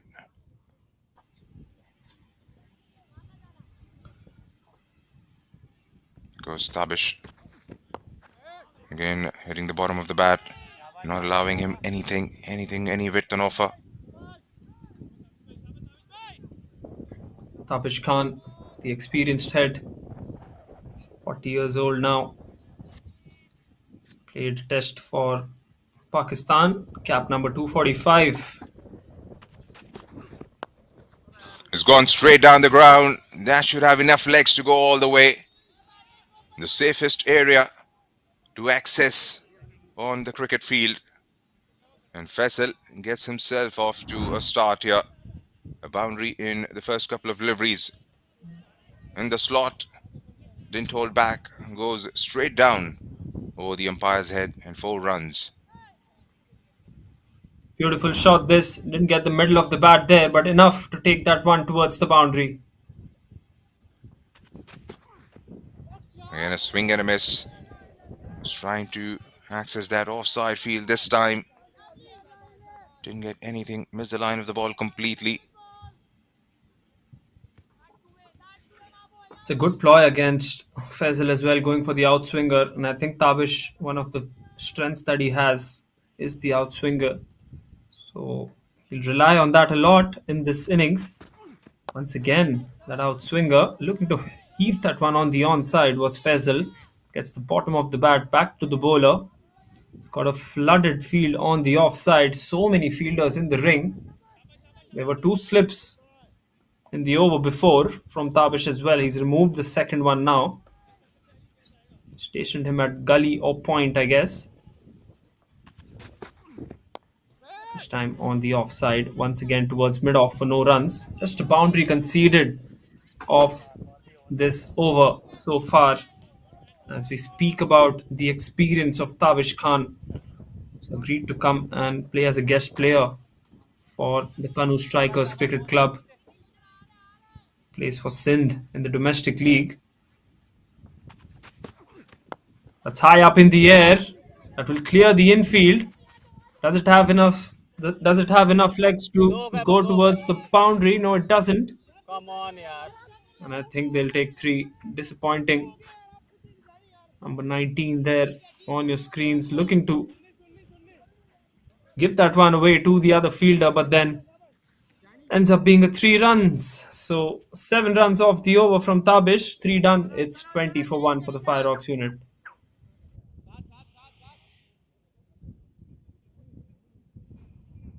Going a shade under 7 and over. And there you heard it from the keeper. Asking the players to show some sense of urgency. They've got the momentum. They want to make sure they capitalize on that. Faisal, 9 of 10 for him. Mohammad Farooq, still pretty measured, 4 of 6. He's relied more on his hand and eye coordination. Faisal, this time goes big. Has he got enough? Hells out in the deep rather. Oh, he's dropped it. My first reaction was it was straight at him and that he had completed the catch. Eventually, that has slipped out of that fieldsman. Well, there you see. Fingertip stuff. That should have been taken. Sloppy work at long on. That should have been taken quite easily. He reached towards the ball, but then couldn't just hold it on there. Big miss. It's a big let off. It's giving fielding side a chance. Faisal, with the kind of stroke play he's trying to unleash. He's trying to go after the bowling. It doesn't provide enough options rather, because it's a 15 over a side contest. Chasing a total of 113. 21 for 1. This time he connects towards the onside, towards the square leg region. And that has gone all the way for a maximum. Mohammad Farooq has pulled out a shot here. And how? It was in the slot towards the leg side. Helped on its way high into the skies. And a brilliant shot under the circumstances.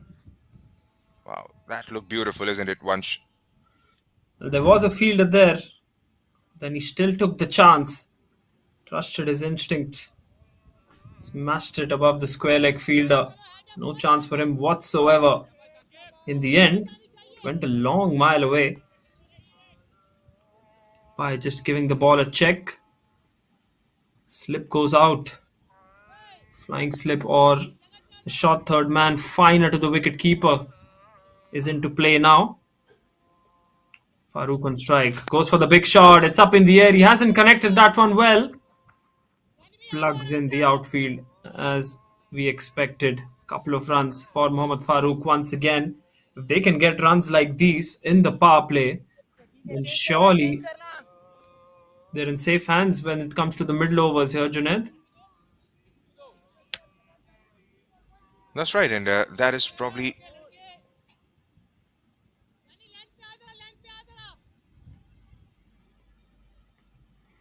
Well, here comes Mohammad once again, bowling to Farooq.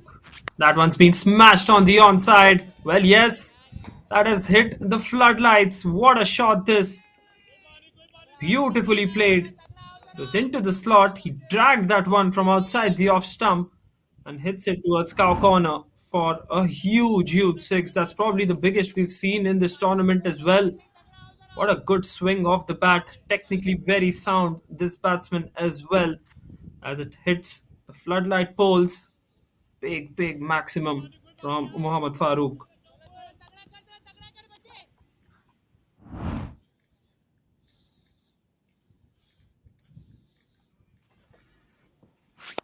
This time on the offside, there's a huge gap there, and that will be 4 runs. Brilliant batting.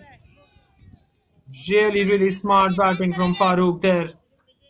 An expensive over comes to an end. 19 runs came off that Saqib over. He's really taken him on in this one. On the offside, there was a huge gap there as well between short covers and mid off, and he found that gap to perfection. Now striking at 200 is Mohammad Farooq. 4 done. It's 39 for 1. A funny old game, isn't it, Vansh? Because struggled in the first couple of overs, and one good over it took for themselves to get that current run rate climbing. It's almost touching 10 in over. Got themselves to 39 for the loss of just 1 wicket. Mohammad Farooq might have dropped a couple of catches, but he's more than making up for it. He's got himself to 22 of 11, 2 massive sixes in that over. And Faisal giving him good support at the other end. So first change of the evening for the KANOO Strikers. Majid comes into ball with his first over. Well, they need that change as well. Can't be bowling Tabish Khan out early on in this innings. Will need him in the back end or in the middle overs if there's a partnership that's building. But at the moment, the way that they've started these two, Faisal and Mohammad, especially Mohammad Farooq, there's some danger here for the KANOO Strikers bowlers. And they hear from the stump mic, trying for 2 good overs is what he takes. This time it's pulled over towards the square leg region, high up in the air, and fingertip stuff. Karnal Zaid couldn't quite hold on to it. Goes over him, looks like he's got something to it, but that's gone for a maximum, I believe, from the naked eye. The umpire still wants to have a go at it, have a check at it. That was short, and Faisal is absolutely giving everything he has. Was up in the air. There was a fieldsman down there. He took a chance, and that was scooped over the rope for a maximum. Adding injury to insult, isn't it? Drop chance there should have been taken on the square leg boundary by Karnal Zayed. 6 runs instead. Crucial 6 runs for Faisal as well. Was finding it tough. This time again trying to go towards the same region. Wasn't there. They'll have to just try and calm things down a little bit, because at the moment FIREOX Unit CC have got the momentum back into their hands, and KANOO Strikers Might just try and break that momentum that the opponents have got over them. Just try and slow the game down a bit. Here goes Majid once again, and this time he goes towards the long off region that's high in the air and gone well over for another maximum. So 2 sixes to begin the over. And this chase is well and truly on here for FIREOX Unit CC. Well, shot of a confident man. What a shot that one. It's not easy to hit that one off the back foot and over long off as well. Faisal Khan watches the ball closely and hits a six there. Slow ball this time, smashes it once again. That will be another six. Well, well, well. How quickly has this game changed? At one point, we were thinking KANOO Strikers were on top, but then 3 6s in this over now. This time, a bit of width outside the off stump there and just frees his arms. Just Faisal smashes it for a flat six. Relying heavily on his hand and eye coordination. Very little foot movement from Faisal. But that has paid dividends so far for him. He's raised himself to 28 of 15 deliveries. 5 sixes in the last couple of overs. He's not happy with that. There you go. He's only looking to deal in sixes, isn't he, Junaid? He wants more of those. 3 already in this one. Wasn't happy, still kicking himself as to how he couldn't connect that one. That is the game for you currently. Dealing in sixes, 5 sixes as you mentioned, in the last couple of overs. Here comes the final delivery of the power play from Majid. Slower delivery, looking to hit that one on the onside. Hasn't got much on that one. Will be a single and ends an amazing over from the FIREOX Unit Cricket Club's point of view. At the end of the power play, they're 58 for 1.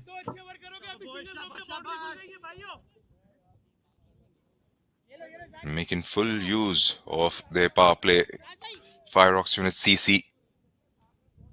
What a start these two have provided, despite losing a wicket early on in the innings. And a very good, very handy partnership.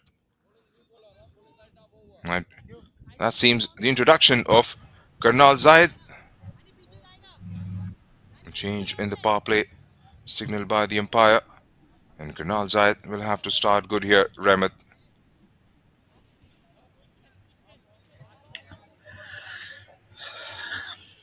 Yes, Junaid.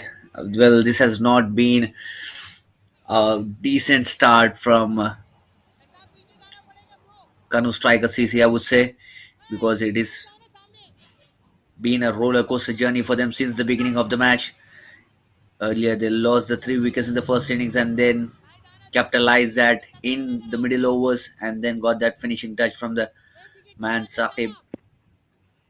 And this time, they have got that first wicket though.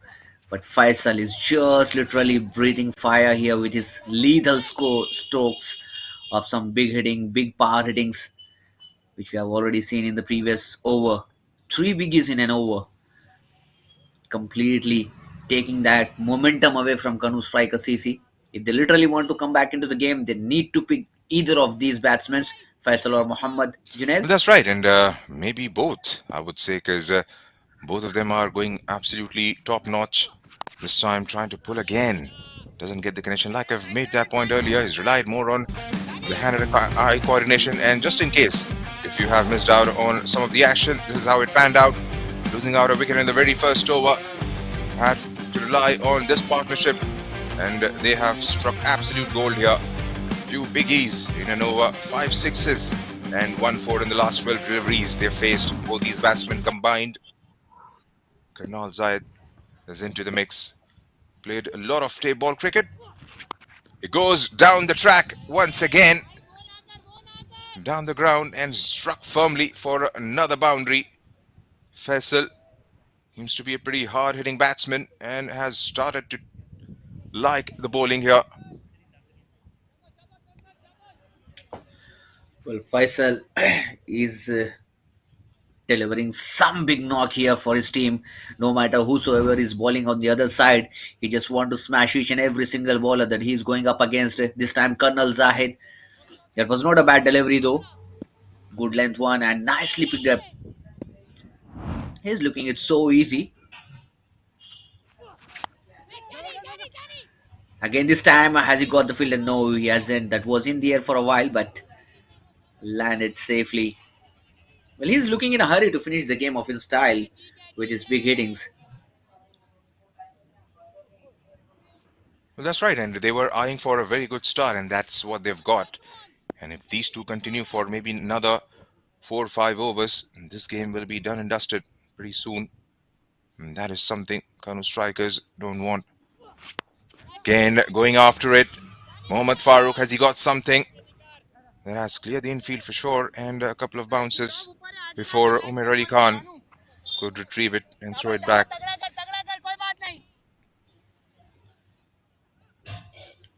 Well, KANOO Strikers and FIREOX have been in the same situation, I would say, in the beginning when they lost their first wicket, but the approach towards the game was completely different. Where we saw KANOO Strikers were completely getting back into the shell, unlike FIREOX unit. They have shown some temperament, some class, went on for some big hittings, and that's why they are in a very comfortable position now. From here on, they can easily win the game if they are not losing their wickets away. Well, that's the end of the over. 6 overs gone. It's 66 for 1.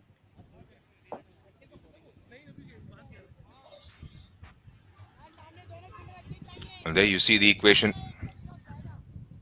59 is what they've managed in 34 deliveries. Going absolutely great guns, these two batsmen. Going exactly at 11 in over.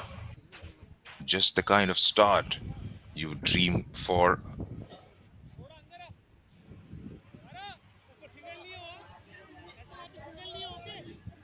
Well, this is going to be an interesting contest.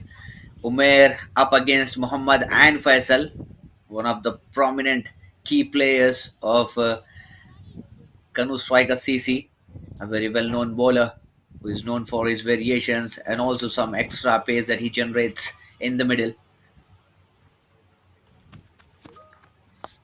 Skied up in the air. Beautiful delivery. There's a fielder out there in the deep and safely held. Umair strikes with the very first delivery, and that's what experience can do sometimes. A very experienced campaigner, Umair Ali Khan, was brought into the attack and picks up a wicket straight away. This partnership was going absolutely great guns for FIREOX unit CC, and completely against the run of play. Mohammad Farooq is held out in the deep here, Rahmat.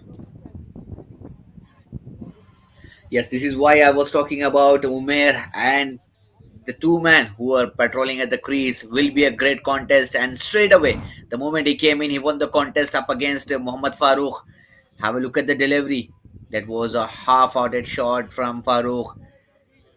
Didn't timed it well, didn't got that connection enough to dispatch that out of the park, and found that fielder beautifully judged. It is not going to be easy for any fielder at this point of time when there is a flow of air all around the stadium and the ball keeps moving here and there. And that's a great judgment, I would say, Junaid. Spot on there, Rahmat, because not easy conditions for the fieldsmen, the bowlers, and the batsmen alike. Because the ball is swirling up in the air. We've seen a couple of drop catches in the first innings. Very meticulous with his field placing. Umair Ali Khan. And there you see, if you can pick it up from the stump mic, he wants the batsman to go after him, try and chance their arm against his bowling. For the moment, he has picked up that wicket to showcase that this one runs down towards the third man. It'll only be a single.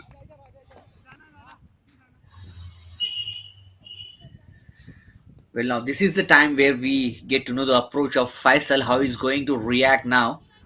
As we have already seen that they have lost the wicket of Farooq, the well-set batsman. He already departed in this over. Now, how is Faisal going to approach Umair's deliveries? whether if he going to go for this biggies as he was going in the previous overs.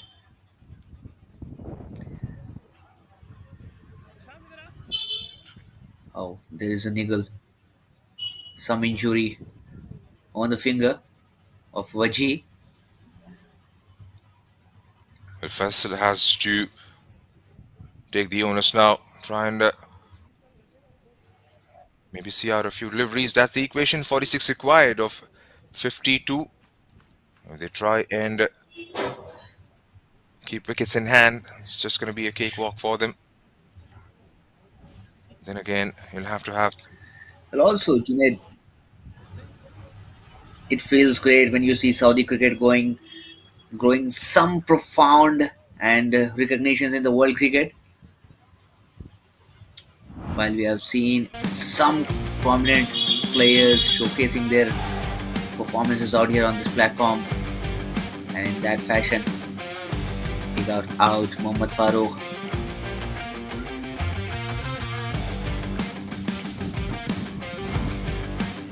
Well, it always feels great, yeah. Junaid, Saudi cricket owning some profound recognitions in the world cricket at the moment. Ah, that's a misfield. That's a misfield. That is the least thing that you would be wanted at this point of time when you are literally getting back into the momentum. That's a poor fielding effort from the man in the deep. Well, that's right, and they'll have to try and back the bowlers. Who just picked up a wicket, and that is something that you wouldn't want to see from the fieldsman. That was bludgeoned through that gap. Was traveling for sure, but you would expect something better at this stage of the competition. The point that you were trying to make about the Saudi cricket, of course, and the tournaments like these would definitely take them to bigger and better places, giving in opportunities and avenues for a lot of young cricketers to get themselves into the national side. And who knows, maybe. Oh, he's knocked him over! He has knocked him over. Faisal, who was relying a lot on his hand and eye coordination, missed the line of the ball completely. And when you miss eye hit, is what Umair Ali Khan says, who's picked up his second of the over. And two said batsmen who've been going absolutely great guns are back in the hut for FIREOX Unit CC. Well, Lumair is the man who can literally change things for KANOO STRIKERS CC, and he has already done it. He is literally breathing fire here. That's been through the grade, and the wickets have been rattled out there. What a wicket! Two in a single over. Two, one of the best batsmen in the sides have departed. Earlier it was Farooq, and this time it's Faisal. Dangerous batsman. He's on his way. Oh, this is going to be one of a cracker. What a way to get off the mark in the first over. Umair, two wickets of just conceding 5 runs. And also remind you that that was a misfield which he leaked out that 4 runs. Oh, such a great over from KANOO STRIKERS' point of view. They are back in game now. They are back in the game by some distance now, especially with both the batsmen back in the hut. Mohammad Farooq, who looked more than a player. The way he was striking the ball, it was absolutely clean, very technical. Beautifully balled once again. Right on money, a touch shorter. Very good over comes to the end, comes to an end. 2 wickets and 5 runs for Umair Ali Khan after the end of 7. 71 for 3. FIREOX Unit CC. Well, this is the time where you need to pull things back, pull up your sleeves, and get back for some action on your toes. KANOO STRIKERS CC are well back in the game. Though FIREOX Unit CC just required 42 runs in 48 legal deliveries, it is not going to be a cakewalk, absolutely, because the conditions are absolutely up against the wicket.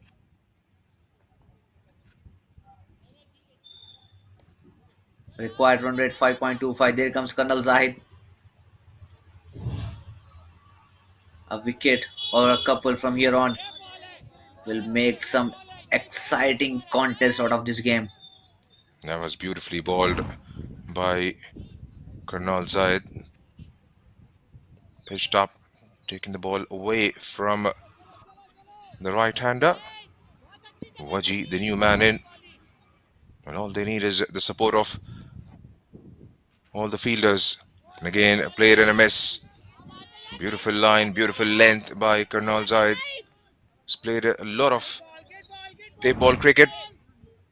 He's been based out of Abu Dhabi for the last few years. He's been a regular feature at the Abu Dhabi T10 League. And here in Saudi, showcasing his talent. He's pretty swift, pretty nippy.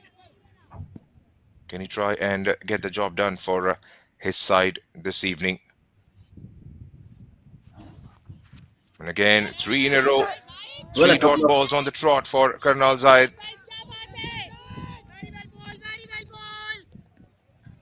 If that's on the money, three consecutive dot deliveries coming in from Colonel Zahid. A couple of good overs from here on, considering us 2 or 3 runs in one single over, will be putting some big pressure on the batsmen.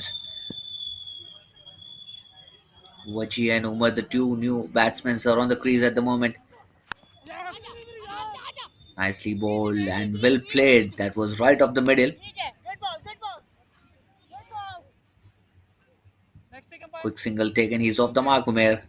Umar, I beg your pardon. But if you have a look at the bowling unit of FIREOX unit CC Junaid, they're having a brilliant bowlers in the side. You name Tabish, name Colonel Zahid. Have a look at the dignitaries responsible for this big event.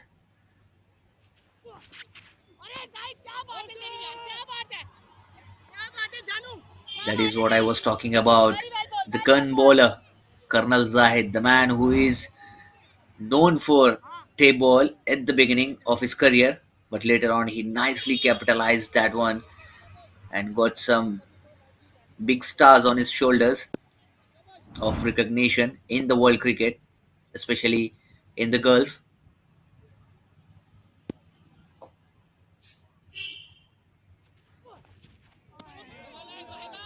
Beautifully bowled. Once again, a dot ball. Just one run of that over.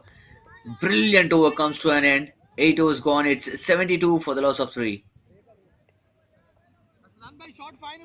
A big thank you to the EPCA and the Tamimi Group for this wonderful facility here in Dammam, first of its kind ground with the floodlight facilities.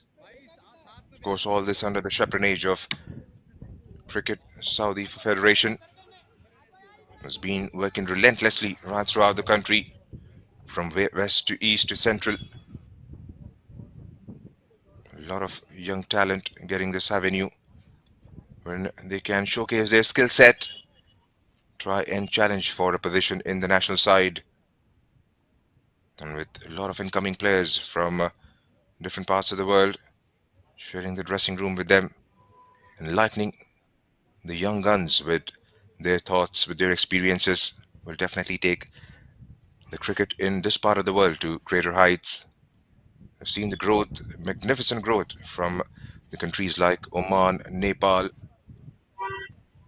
I'm pretty sure in times to come, Saudi cricket will definitely flourish under the leadership.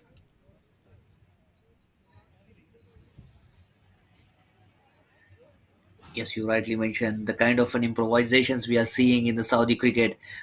It's been so rapid, and the day is not so far where we are going to see Saudi team getting into the ICC Men's ODI World Cup and surely gonna knock down a couple of big names of the world cricket.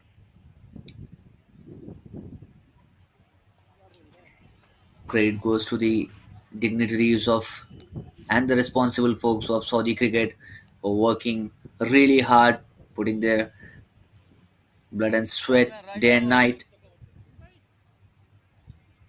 to get such beautiful tournaments on this platform. There comes the man, the main man of the team, the main man of the game at the moment. Umair once again, who knocked out two big wickets in his first over. Have a look at the figures of his bowling card. 2 wickets of just 5 runs conceded. This is going to be a main over, I would say. Still trying to adjust the field. Umair. And there you go. Wants him to come a bit squarer.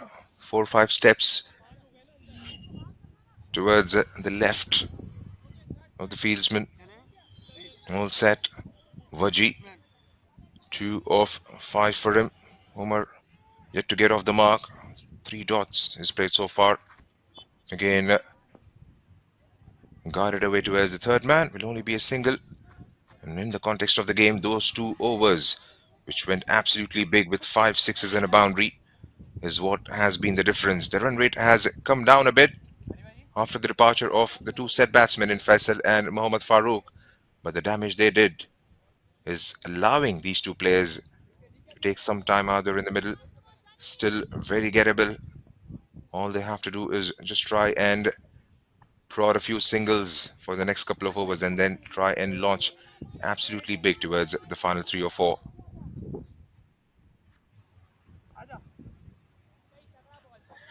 But what a great turnaround to this game, Junaid. Earlier, a couple of overs ago, it was literally looking like the ship of KANOO Strikers is completely sinking down. But then comes the captain of the ship, Umair, who completely managed it nicely and controlled the sinking ship and got it back on the surface. This time, high up in the sky, not timed it well. Has he got the distance or has he found the fielder? Oh man, that is just short of a wicket keeper. It was a great try, great effort, but you need to get these chances. Well, that was sent into the skies. A desperate dive from the wicket keeper. Not getting to the end of the ball. A touch slower from Umair Ali Khan. Not getting off the meat of the bat. Looks like it got the high end of the willow. Was skied up and good effort, brilliant effort. The ball was swirling. Couldn't quite get his gloves underneath. But if you watch that previous delivery, previous ball, Junaid, you can see Colonel Zahid in the frame as well. It would have been very easy for him to run up front and grab that one, rather waiting for the wicket keeper to run back. This time, deliberately, evidently played towards the third man region, opening the face of the bat. Chance of a run out. No, back into the crease in time. It would have been an easy catch for Colonel Zahid, running into the front region, rather relying upon the wicketkeeper who was actually running behind. It is not going to be an easy for him. It's in the This time, smack. Has he got the distance? No, he hasn't. Again, a desperate dive over there. Again, a great effort, but still falling short. Oh, it's all happening here at Al-Tamimi Cricket Ground, Dammam. OGC Foundation Day Cup 2025, powered by DAFA News. What a great contest that we are witnessing here. Absolutely acrobatic stuff over there. Athleticism at its peak.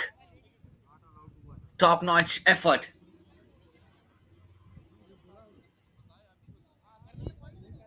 And that brings the over. 9 overs gone. It's 80 for the loss of 3.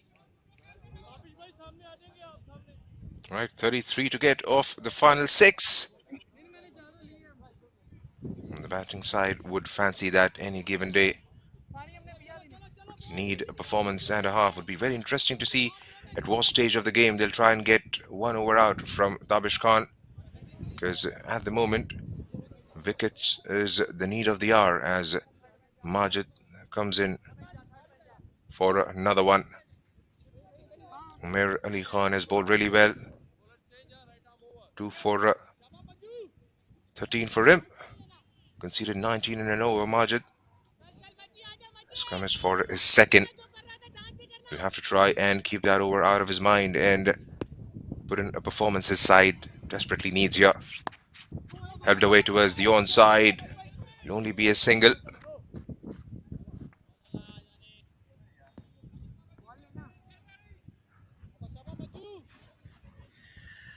Well, the things are getting difficult here for FIREOX Unit CC. Right from the arrival of Umair and Colonel Zahid, things have gone witty here. 32 of 35. A couple of years again from here. That's been slapped and slapped hard, but that will find the fielder. A single, one run taken on that occasion. Well, this is what happens when you have the well set batsman on the crease. He was not looking anywhere and going up against every single bowler. I'm talking about Faisal Junaid here. He was very much ferocious, hammering every single delivery, dislodging it to every part of the ground. And as soon as he departed, the flow of the run has just got the full stop out there. Just singles and doubles they are dealing in now. That's right, and that's what it can do, because if your prolific run scorer gets out at the wrong time, because those 2 wickets back to back has dented their current run rate. At one point in time, they were going about 11 and over, has come significantly down to about 8.5 in space of about 3 overs. Well, the game is still pretty much in the bag from the batting side's perspective. All they need is to try and keep maneuvering those gaps, get those ones and twos, and try and target maybe the last couple of overs. Because the most important thing from their perspective is they've got wickets in hand. And wickets at any stage of the game, especially in a 15-over contest, could be absolutely crucial.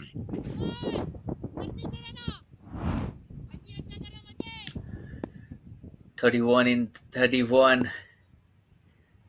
It will be too early to say that KANOO Strikers have got the control of this game, but I can smell the coffee here.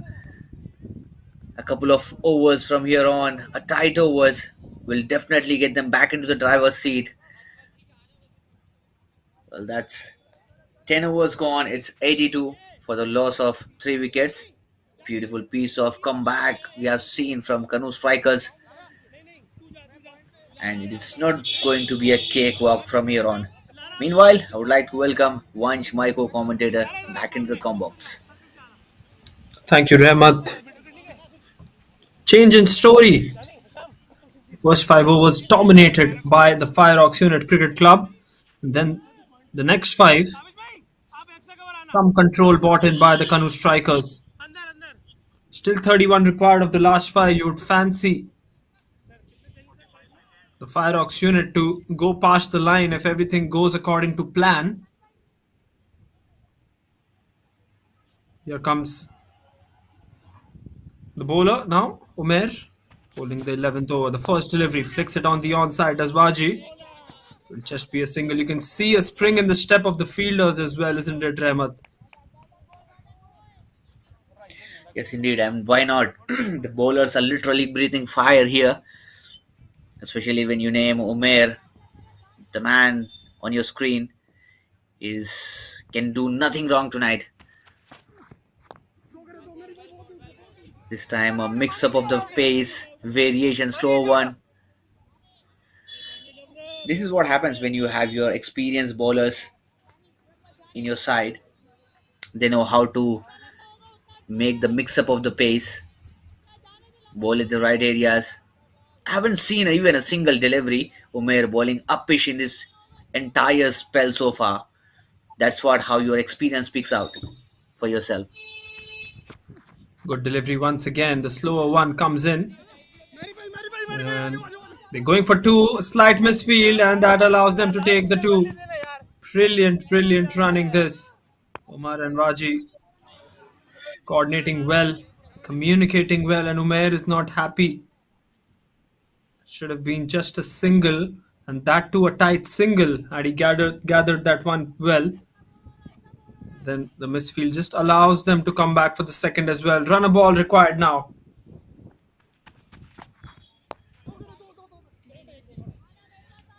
Absolutely not a happy man, Umair.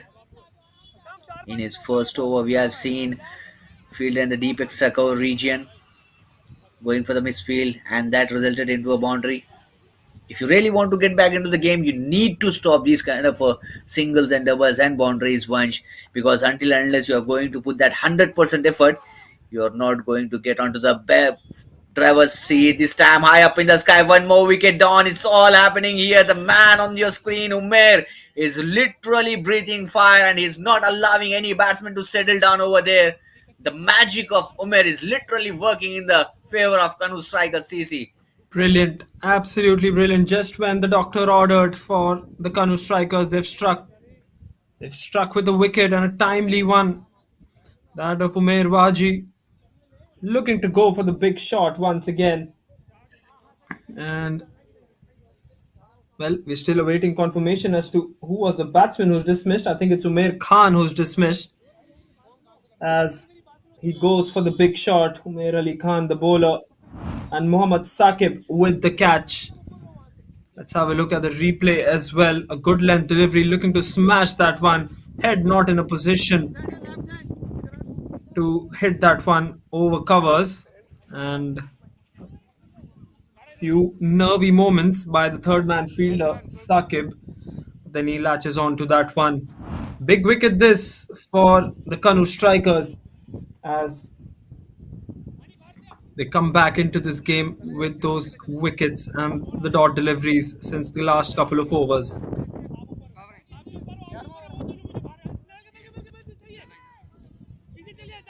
He is in the form of his lifetime, Umair. He can absolutely can do no wrong tonight. This is the last over of his spell. I'm wondering who is he going to call up for in this over. Either the non-strikers and batsmen, or the batsmen are patrolling at the strikers end. Well, this is going to be a tough call for the captain as well. Who is he going to call up for the next over? Will be a big question. Done and dusted. Umair's 3 overs, a successful over, I would reckon. 3 big wickets into his bucket. Well, that's the end of the over. It's 11 overs gone, 87 for the loss of 5.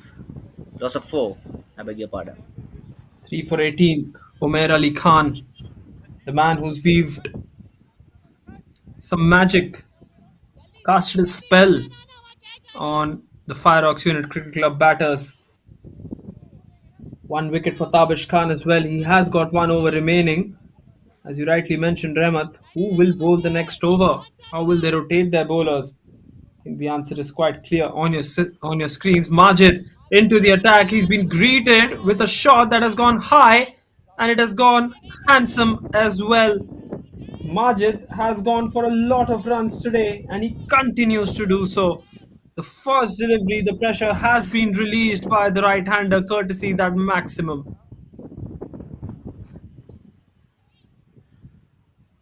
Well, that's been a grand welcome to Majid. What a shot! This is what happens if you're not being very accurate with your bowling, with your line and length. The way Umair was bowling, he hasn't delivered even a single delivery in the radar of the batsman. And Majid has done exactly opposite to that. Very first ball in the slot, and Waji has made no mistake. Straight up swung the bat hard and got the middle of the bat, and a great timing. All in all, 6 runs for him on the very first ball. Swings it again. Has he got the distance? Oh my goodness, that's been put down. That's been put down, and again a boundary. Oh, it's all happening here. You cannot afford to lose catches at this same point of time. You have leaked out 4 runs. Crucial moments for KANOO Strikers CC. That should have been taken firstly, and adding injury to the insult there. There you go, 2 fielders converging under the ball. The call was from the fielder at long on. Misses out on that, and the ball then trickles away towards the boundary. Just 16 required now. It's been an expensive start. Drives that one straight now, and that will go towards the boundary as well. This is excellent batting from Waji. He realizes that this is the over that he should be targeting, And I think he's completely turning the tide in favor of the FIREOX Unit Cricket Club with this over. Well, it seems like the curtains are coming down for KANOO Strikers CC. What an over this is been turning out for FIREOX Unit CC. Well, the complete momentum shift backs towards the team of FIREOX Unit, and credit goes to this man, Vaji. Fearless cricket. This time again, swings and swings it hard. Got the mighty connection. Got a mighty blow. That's been muscled over to the long on region for a six again. He's looking in a form of his lifetime. Would like to finish things off in style and in a very quick way. What a shot. He's not backing down, is he? 20 runs off the first four deliveries. As I said, realizing that Majid is the bowler that should be targeted, and boy oh boy has he targeted him well. He's hit some explosive shots in this over, and with the way that he's going, he might as well finish it off in this over itself. Just six required now. Swings it again. He wants two. Probably get more than that. Gets four on that occasion. These are reigning boundaries here at the Al-Tamimi Cricket Ground. And it's Waji who's playing a blinder of a knock now. 38 of just 19 for him. He's changed the entire match in favor of the FIREOX unit.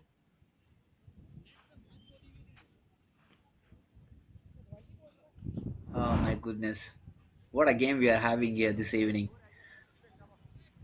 FIREOX Unit CC up against KANOO Strikers. Sure dominance from Vaji. 6-4, 4-6-4, and this time he played it nicely towards the mid wicket region. Will they go for a two? Yes, they will. And it's all over. The curtains are coming down for KANOO Striker CC, courtesy Vaji. That explosive knock of 38 of just 19 deliveries, 40 runs of just 20 legal deliveries have just clinched the victory, and they are in a fine form in this tournament. Absolutely amazing stuff. What a game we've had. Just before this over, you thought that the KANOO Strikers still have a glimmer of hope into this one. But then that was completely outdone by the brilliance of Vaji. 40 of 23 boundaries, two maximums at a strike rate of 200. Superb hitting, and Majid Yaqub will find a place to hide in that dressing room. None for 47 in his three overs, going at an economy of almost 16 per over as handshakes exchanged. Tabish Khan, mind you, still had an over remaining. Even Colonel Zahid had an over remaining. They went for Majid, tried to exhaust him way before, but then Waji ul Hassan, the batsman of the FIREOX unit, had some other plans. He wanted to finish it off, and he finished it off with 3 overs to spare in the end. A comfortable victory if you look at the scorecard, but it wasn't as comfortable as the scorecard projects. 113 for 4 finished it off with 18 deliveries to spare and 6 wickets in hand. Did the FIREOX Unit Cricket Club, and they take their first 2 points on that points table as well. Yes, indeed, a comprehensive win for FIREOX Unit CC. Vaji, who didn't had a great outing with the ball, was the only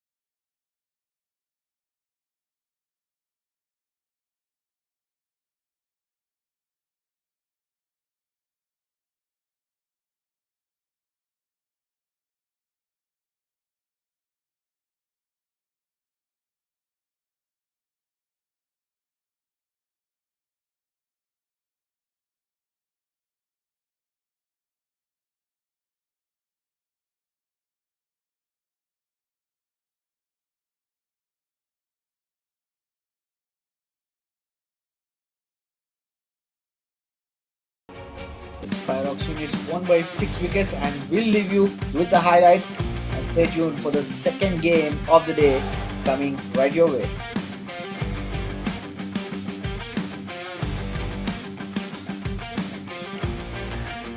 There's been some ferocious shots from the FIREOX unit CC. Have a look at the highlights. Some big blows, some mighty blows from both the man Farooq and Faisal.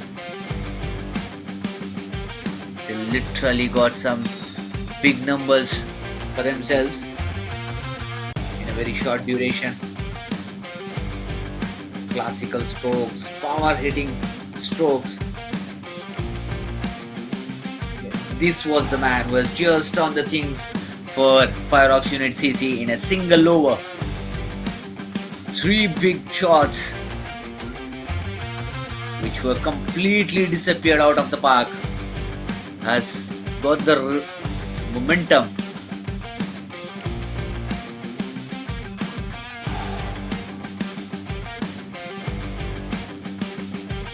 Beautiful shot this time again. He was literally breathing fire, and then comes this man Umair and got that wicket of big man Faisal.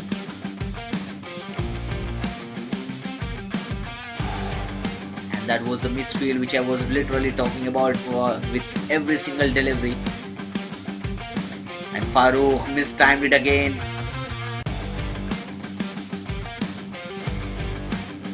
Dropped a couple of drop chances.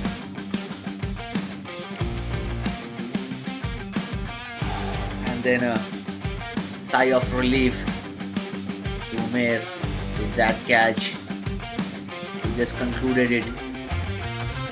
3 wickets for his spell, and that a smooth and a finishing touch of Waji. What I can talk about it. That's been marvelous. I'm just getting short of the adjectives to this inning of Waji. Literally got that one man on the spot and finished everything, whatever the batsmen left behind to get that victory in one single over of Majid. It wasn't the day for Majid, but yes indeed for Waji to be counted on.